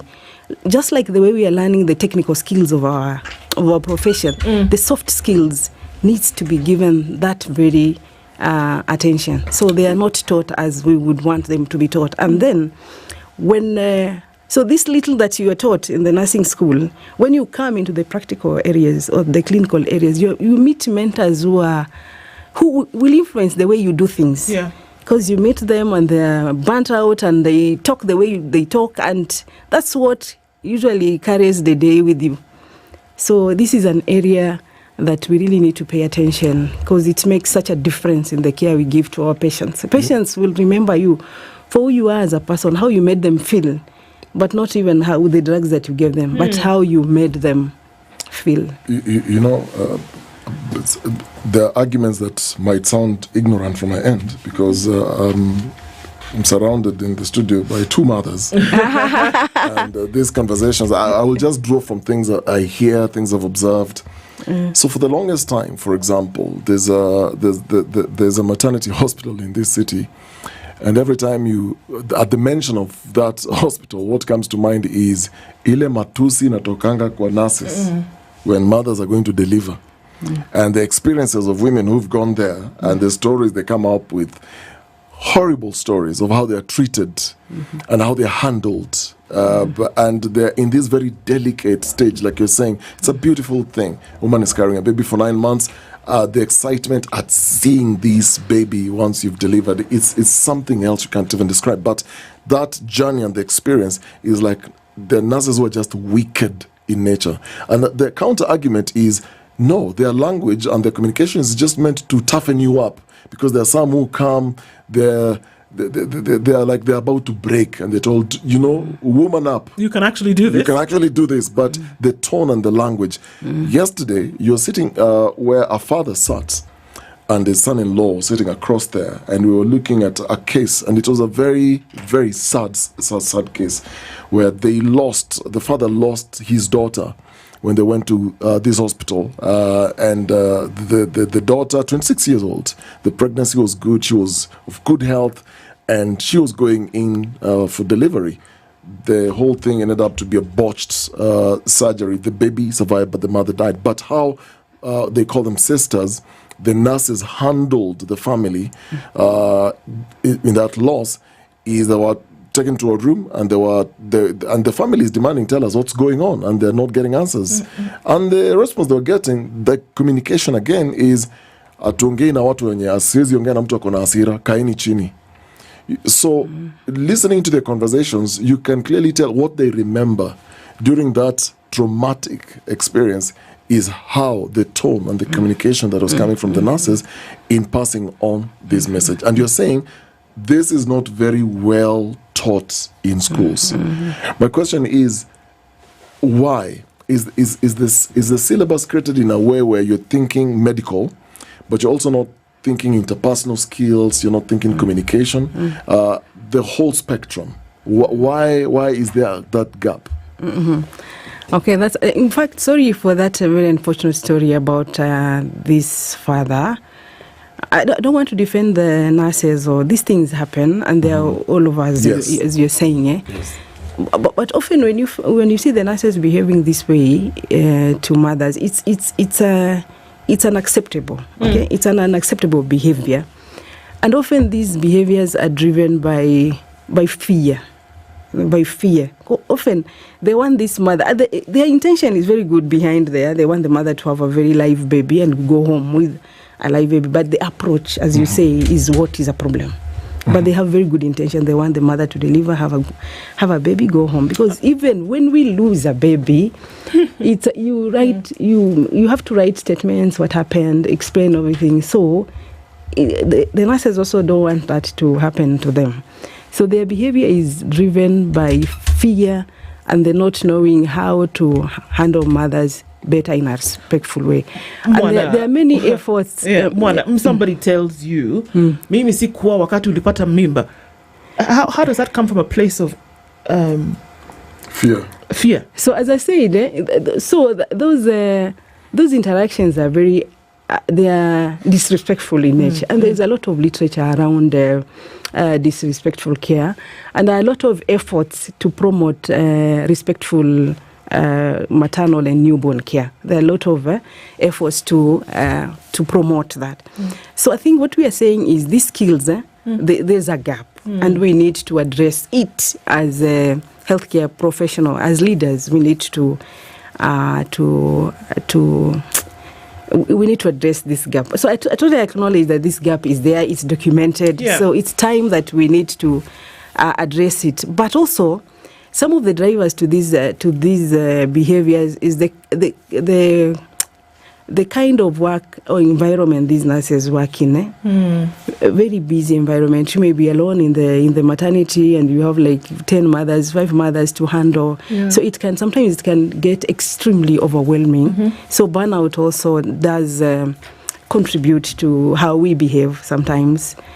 So burnout, you are working in environments where you have resource constraints. You want this is not there. You want this is not there. You've been at work. Maybe you've not even taken your leave. For some nurses, they go for months, for years. Without taking their leave. So burnout really does contribute to these behaviors. But all in all, we are saying they are unacceptable behaviors, and something needs to be. We need to rise up. Sure. Unfortunately, the bulk of this blame has been put at the foot of nurses.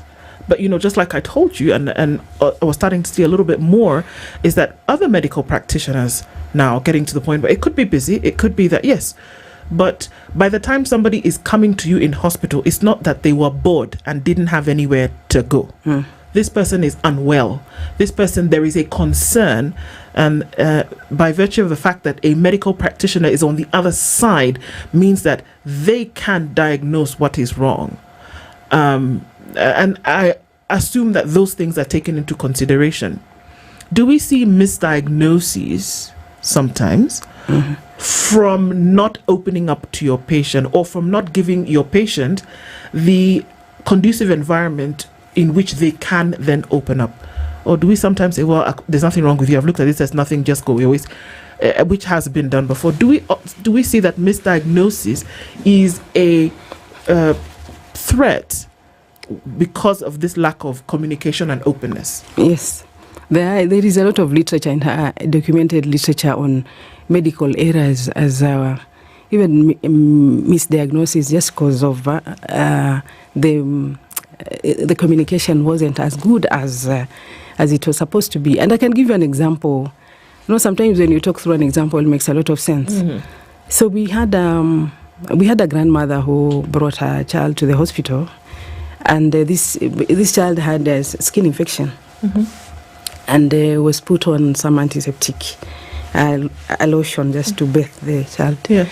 But the way the instructions were given, it wasn't very clear to the grandmother, and I think so she was told he utatumia mara mbili, you see, and it's liquid. So this grandmother, her understanding was he will give the child orally. So he went home and gave it orally, and within no time the child was brought back to the hospital unwell. So these things do happen. So it's very important when we are relating to our patients to make sure that they have understood what we want them to understand, because often patients are clouded with fear, with worries. So you need to be patient with them when you're talking to them. Be patient with them. Make sure that whatever information you've given them, they've really understood. Yeah, so it does happen. Let's talk about eye care Holland model. Eye care Holland model. Yes. What is this exactly? That's a very interesting one. So this is a training initiative that have been running to strengthen health workers' skills to communicate with respect to patients, to colleagues, and to manage the many emotional challenges that the things that we are talking about, and the gaps that we are acknowledging that there's a gap in terms of skill. So this is a training that I've been working on for the last 10 years or so within the Cambridge where I work. So this training is a process training. It's 6 to 9 months of training, and many people ask me, why are you training people 6 to 9 months of communication? Okay. And we're saying the habits we have today, these are entrenched deep down in us. And you can't change a habit within a day or two. True. You can just create awareness, but you cannot change the way somebody communicates in a 2 or 3 day session. So this training is a process over 6 to 9 months, and we've divided it into phases. So we have a phase 1, which is a 2-3 months of self-observation and reflection.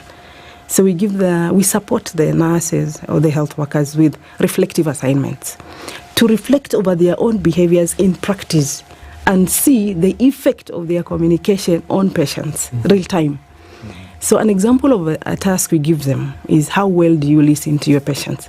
The exact thing that she was talking about, that this doctor did not even listen to her. So we ask them for 1 week, just look at how are you listening to your patients. When you listen well, what happens? When you don't listen well, what happens? And then another task we also give them is understanding of their emotions and how they react to situations. So look at a week time, look at what are the things that irritates you when you're working with patients, with colleagues. And when you are irritated, how does that affect the way you relate to the patients? So these reflective assignments, they are meant to build their self-awareness in a safe way. Because it makes a difference when I come to tell you that, you are not a good listener. You will run into the defense. But we give them safe space to look at their own behaviors. And then after they have looked at their own behaviors, we ask them to write for us their observations, their narratives of the situations they have discovered about themselves. What are they doing well? What are the areas that are struggling with? And then we read these narratives. From their narratives, we create role plays, we create skits, we create dramas, and then we now invite them for a workshop, which is a face-to-face workshop. So this reflection period is to help them build that self-awareness. So by the time they're coming for the workshop, they know exactly what their struggles are with patients. So the training is a 3-day training, and it's tailored to address these exact problems that we are talking about here. This nurse shouting at a mother who is in labor. So we make skits of a nurse shouting at a mother who is in labor. And then we say, okay, let's step back. So do we do this to our patients? So they get to acknowledge, yes, this does happen. Why do we do this? 1, 2, 3. They say the kind of things that drives them to these behaviors. Are they justified? So we get to really reflect on our own behaviors in a safe space, because it's us discussing, and the aim is for us to improve the way we handle patients. So in these workshops, we address the realities of practice, not learning things theoretically. No, the kind of situation you shared where the doctor did not look at you, that is exactly what we will play out in the workshop, where a patient has come and you are busy on your phone or doing something just else. Writing. You're not even come. Let's step back. How does this feel? How do you think the patient felt? So they get to see that the things we do sometimes they are not so good to our patients. Okay, let's take a break at this point. We're talking this morning around the issues of how actually patients are handled, or, I like that you call it fragile lives, treating fragile lives with respect, the power of words and emotions in newborn care. Let's come and zero in on newborn care when we come back from this short break. Nyamweya Boga is with the Kemri Welcome, and she's here with us this morning as we have this conversation around these particular areas. We'll be back after this in just a short while. Don't go away. It is 25 minutes to 10.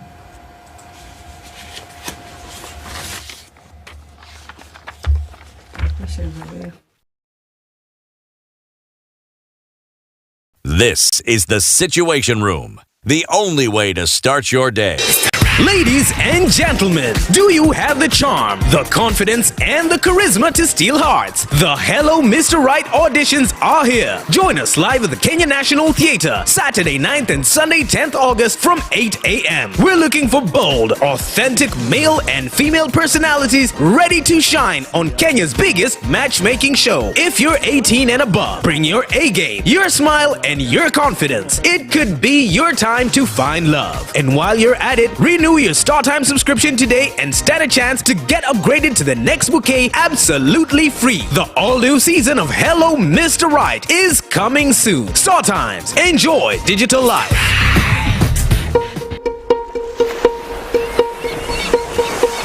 Can you grow your wealth anywhere, anytime, without the right partner?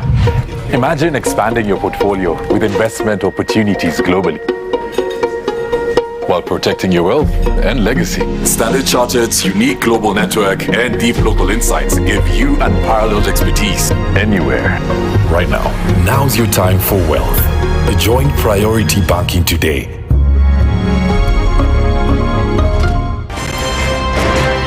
If we just gloss over issues and hope that time heals, then we might find that in generations to come, we might be back at the same situation. And the whole thing is born of stolen elections. Spice. When it comes to the decisions you make, you must be independent.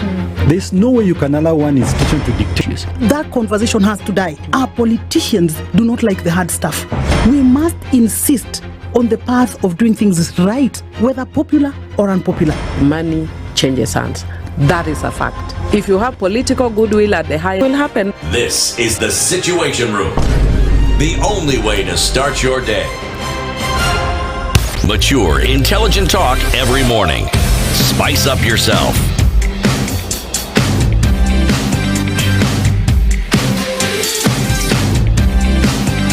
Mornings done right. 94.4. Our conversations continue this morning. It is 22 minutes to 10, and we continue this morning with Nyamweya Boga from Kemri Welcome. And we're looking around issues of, handling fragile lives at that time. But before we go to that, we had just come in looking at, we can see that there's a problem and this is how the training helps to deal with it, do we see that there is improved healthcare, improved diagnosis, improved communication from these trainings in terms of numbers now? After the trainings have taken place, do you see that, okay, we are hearing less complaints, we are seeing that we have an improved healthcare procedural way of doing things? That's a very important question. Maybe just I talk about how we evaluate this training so far, because we have not reached a critical mass where we also look at patient outcomes. But for the last 6 years, we've been working closely with the newborn nurse managers to scale up this training to newborn units, where to strengthen respectful care in our newborn units. So how we have been evaluating it so far is to look at reported changes by the health workers themselves. What are they saying they are doing different after the training? So before they join the training, we usually give them a questionnaire, a tool to assess themselves on their strength and weakness around communication. And then at the end of the training process, we also give them another tool to assess themselves and document any changes that at a personal level. But also we track these reflective assignments. We track them to see are there any changes we are seeing in the way they are handling patients differently. And also another way we also assess whether there is an impact is by interviewing managers who are working with these people who have been trained, their colleagues who have... the colleagues who are working with these people who have been trained, we also interviewed them in some selected hospital. And yes, they say they see that their colleagues they've changed the way they treat patients. So the changes are there, but are reported, and we have not looked at patients' outcomes. And some of the changes that the health workers themselves are reporting that we are doing things differently. One of the major changes is that increased self-awareness. Being aware of your own behaviors and the way it affects others, the way it affects patients, and also learning to recognize your emotions and step back from reacting out automatically to patients and colleagues. And that's one of the key learning that majority of the participants report an improvement. And the majority of them say that they didn't know that learning to manage emotion is something that can be taught. So they are very grateful for that skill. And the way they treat patients, they're saying now they listen more to patients, despite these very difficult working conditions, but they can listen to mothers better. They see mothers as fellow human beings. Yeah, because they are part of us. And even us as healthcare workers, we go through the same things that our patients go through. We are susceptible to getting preterm babies, susceptible to getting all these cases. So we are not an exemption. So now they are treating mothers as fellow human beings, not just seeing the disease, but also holistically, what does this mother bring when she's in the newborn unit? What more is behind that is influencing the way she is? So those are some of the changes that they are reporting. And then in terms of how they are working with colleagues, because the communication is not just the patients, it's also about how we relate with each other at work. So they're saying there's improved the team relations, better appreciating one another. Sometimes we work with each other and even saying thank you, even saying well done for something that they have done. We don't do that, and it can be very demotivating. So we are working in these very difficult spaces. So we need to empathize with each other, not just the patient, but among ourselves we need to empathize with one another, appreciate the kind of work that we do to each other so that we lift ourselves up and be able to survive in this space for the next 30, 40 years of your career. So those are some of the changes that they are reporting. But as I say, looking at patient outcomes themselves, we've not done that. But we have also, there's some piece of research where we've looked at these, the health workers that we've trained, we've observed them in their work practice to see what are they doing. Apart from the reported changes, are we observing any good interactions with patients in their daily practice? So that's something that we've also looked at, and we are seeing some improvement. Not everyone would change through this process because change is a personal. I may train you, but at the end of the day, you need to be willing to take that personal initiative to wanting to change. Change is very personal. There's bring in an element here, and there's always an argument. If you meet a nurse, or you go to hospital, you meet a nurse, you can clearly tell this is a nurse by the mannerisms, how they talk. They sound polite as you, very soft-spoken, and the people. Thank you for the compliment. and the people who normally say, "Kuna watu hawezi kuwa nurse." Yes, you ulisomea, but your character, the people are just not empathetic naturally. You can't train that. They're just not there. And they are loud, for example. They can't read the room. There's an element of emotional intelligence and situational awareness that to some degree you cannot even train this person. And I'm saying this because there's an example I have I've just remembered. And the question is, where silence sometimes can speak louder than words. I've been in a situation where there's a nurse, ameongea sana. They can't tell that the environment now is becoming uncomfortable. You need to go, but their story up on another story and another, and they're just trying to be in their communication. They overdo it. They're talking too much. My question is how should then nurses balance silence, listening, and speaking? Is that part of the lessons they learn? Because there are places you go to, like I said, where it's being overdone. You find this person is talking too much, and they don't read the room that this person needs to rest. The mother needs to. You need to go. And that's where the self-reflection comes in. Often you may find somebody behaving that way, but they are not aware that they're behaving that way, and that their behavior is affecting other people. So when you give them time to reflect and sincerely reflect, then these are some of the things that they should be able to pick on themselves. But so these are the skills that we teach in the training. We teach them how to listen. What is good listening? How does it look like? How do you do it? How do you ask your questions? When you have a patient, how do you ask your questions in a manner that it's palatable, it's friendly enough for the patient to open up? How do you empathize in this context of a very busy ward with 40? The kind of ratios nurses, the workload is way too high. One nurse managing like 30, 20 babies alone. At the same time. So how do you empathize? How do you empathize with these mothers in this context of where you are all alone and with this kind of workload? So we teach them the practical ways of how to do this in this very heavy work environment. Like, for example, if I come in, I have to have that awareness that I have a big workload here. I have mothers to take care of. So how is your attitude? Patients are not looking for big things. They're just looking for your attitude around them. Are you, as you say, the demeanor, the friendliness, the being approachable. So you come in, it's full, and you just say, hello, good morning, how are you? How was the night? All it how takes, your really. babies? Yeah. How much does that take? It doesn't take much time. And already you establish rapport with them, and they will ask you anything they want to ask. So they're not big things. They're small things. They're small, doable things that cost. Well, should I say cost nothing? Greeting a mother, greeting a patient, smiling at them, it doesn't cost.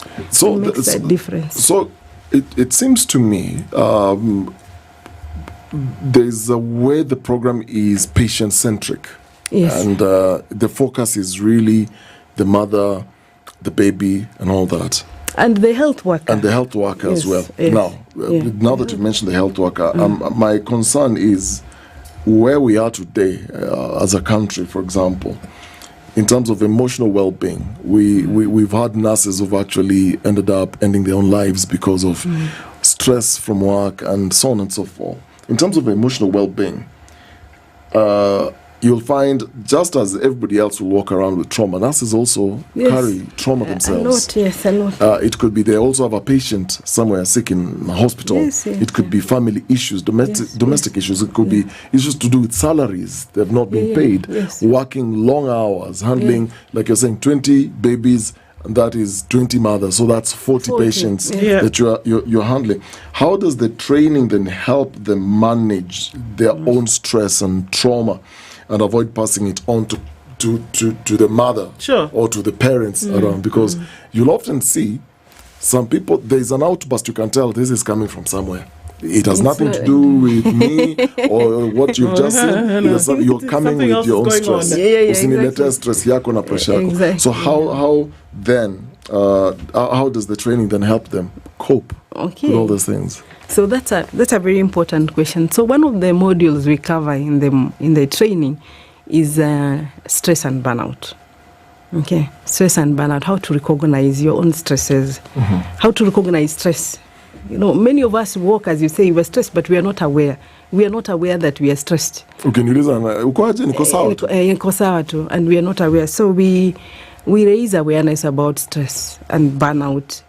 This telltale signs that you're stressed, telltale signs that you're burnout, and what then you can do for yourself. So we also stress a lot on self-care, how to care for your own self as a nurse.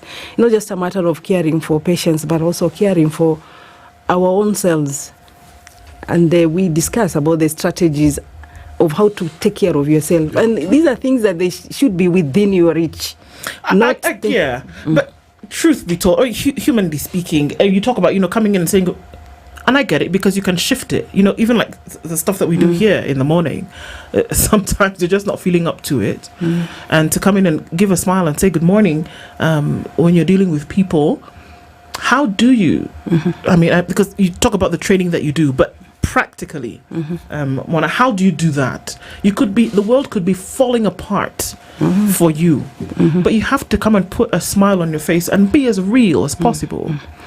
And care for somebody. It doesn't take away from the element of humanity, the thing that you're going through, for sure. But to then be able to keep up those graces may not be easy sometimes, looking at it. So how do you do it? How do you tell somebody whose world is falling apart, Mona, I think that you must come in the morning or on your shift and really welcome this other individual? No, I totally agree with what you are saying.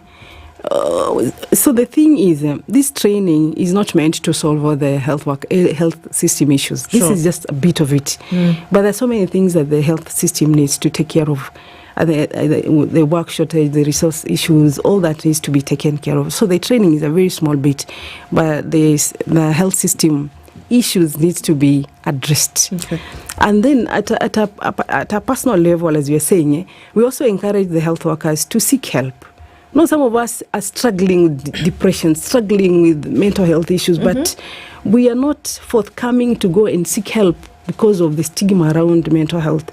So in the training, we encourage people that it's okay not to be okay as a health worker. And by the time you are breaking up, it means that you've been strong for so long, and your resilience now is just not working for you. So it's okay to seek help and get treatment. So we encourage them. So I'm saying the training will not solve everything, but it's to really empower the nurses on better relationship with patients, their own well-being, and also, when we talk about well-being, also the ability of you to recognize that our colleague is not okay. Many of us, sometimes we are not aware. Somebody is struggling, they're coming, and suddenly we hear so-and-so has done 1, 2, 3, and we're like, what happened?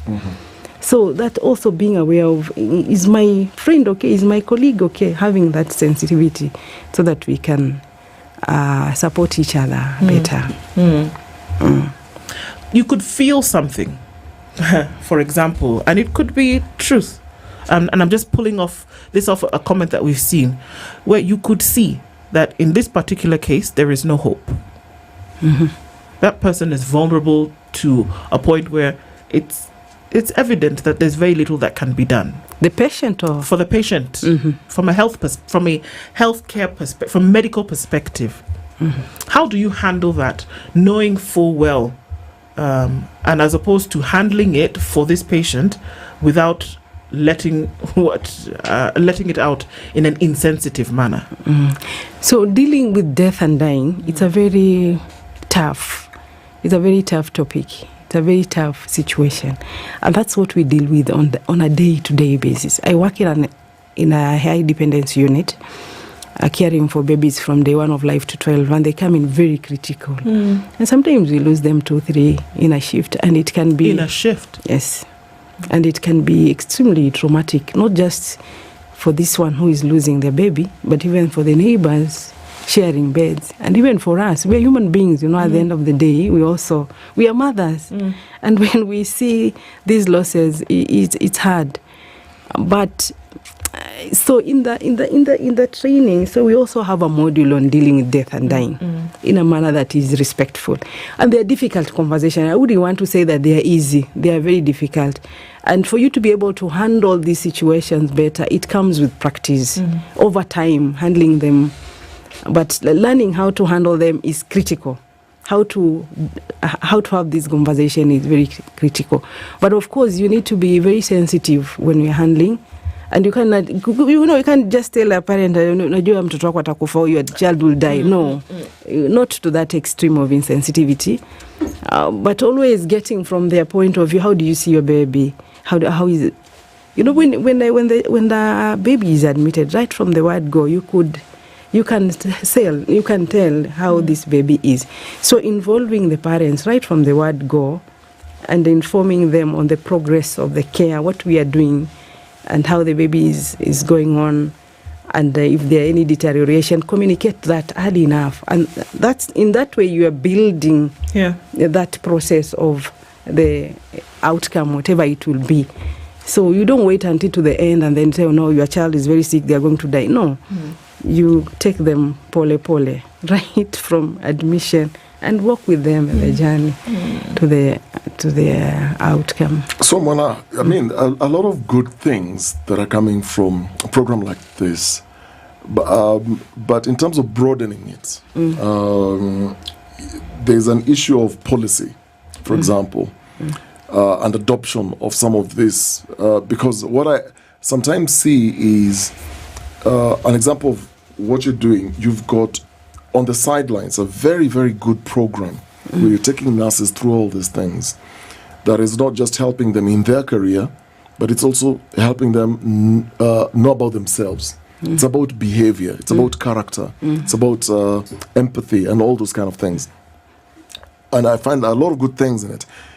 But what lessons, in your opinion, do you think policymakers can draw from this kind of programs when it comes to, and I know it's normally a phrase I hate using, but it's used in government circles and in programs, reforms. So looking at this program, what are the lessons you think can be borrowed by policymakers when it comes to reforming newborn care in Kenya? Yeah, if you're to speak to MOH, for example, or you're to speak to government, or you're speaking to a policymaker, what are the lessons that they can borrow and adopt it into now a curriculum for nursing? Yes, so that's a journey that we are working towards. It takes time, to build good things and getting them embedded into whatever policy. But I think one thing is to have these skills embedded in the curriculum, as you say, and change the way we teach, improve the way we teach these skills to our nurses. And it shouldn't be a one-off training. It shouldn't be a one-off. These skills should be trickled down from year one to exit. And that should not be the end. These skills should also be embedded within quality improvement initiatives. There are so many quality improvement initiatives, programs within the newborn care unit. And we are working to negotiate to see how some of these modules could be embedded within the quality improvement initiative, so that there is that continued learning across different initiatives. Because these soft skills, they also need to be nurtured. With time they rust. So they need to be... There needs to be constant, reminding of what it's supposed to be. Yeah, so embedding them. And then the other thing is also, they need to be funding to support this kind of initiative at the hospital level. I have trained mentors. I have trained champions across the country. And they really want to scale up this training in their own hospitals. But the major hurdle has been funding. So there need to be buy-in by administrators. And often, when you talk about communication, as you say, people don't...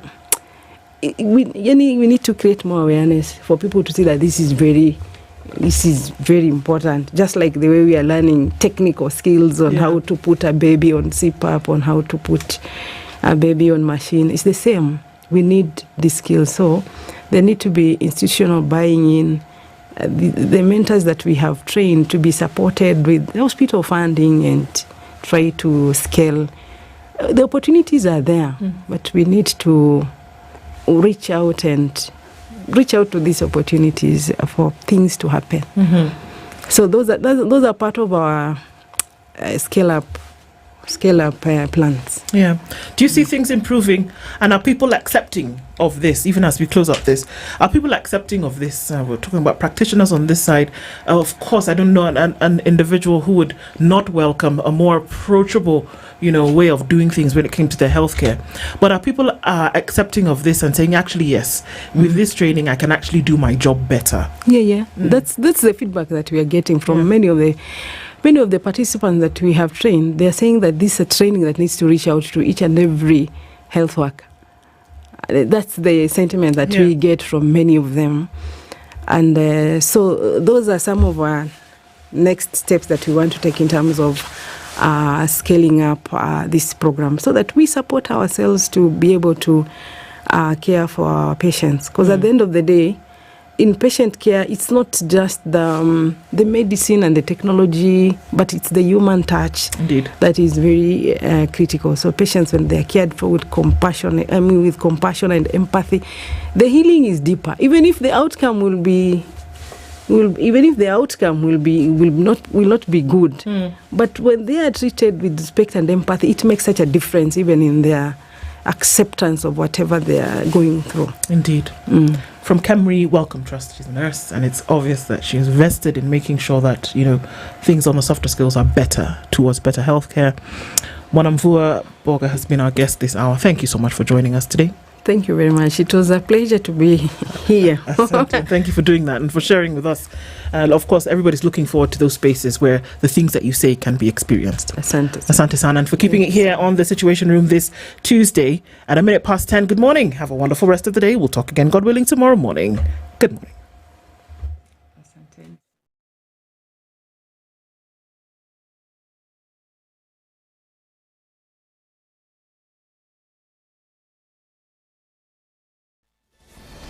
Good morning. This is the News Wire. I'm Leah Obaga. Former Law Society of Kenya President Nelson Havi has raised alarm over what he terms as attempts to divert the compensation of human rights victims away from the constitutionally mandated body, warning Kenyans to be vigilant. In a strongly worded statement posted on his X account and even said here on Radio Maisha, Havi reminded the public that the responsibility for handling compensation of victims lies squarely with the Kenyan National Human Rights and Equality Commission as laid out in the Constitution and supporting legislation.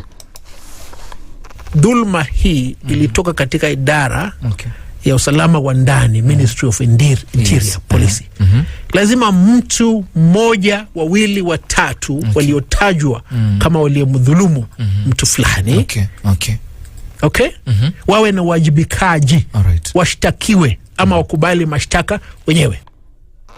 Meanwhile, Havi, while slamming LSK President Faith Odhiambo, claims that the move by President William Ruto to involve many people in the process is a conspiracy to siphon public money instead of being accountable. Namjua sana huyu mwanadada. Ni mfuko wake anaopigania. Na yasema haya kutoka katika kinywa changu. Na najua kuna wafuasi wake wengi, atawatuma wapige simu, atawatuma kuja tukosoa katika mtandao. Sisi tunamfahamu sana kushinda wale wafuasi wake. Huyu ni kabaraka wa serikali kwa miaka 6 ambaye amehudumu katika idara ya LSK. Ni kabaraka wa serikali. Hata alilia akasema niko hapa kwa sababu ya Wakenya. Wakili. Ni machozi ya nini? Ya mamba hayo.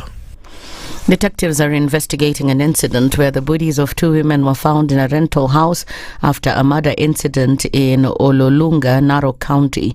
One of the victims had been strangled, while the second one had stab wounds and her body lay in a pool of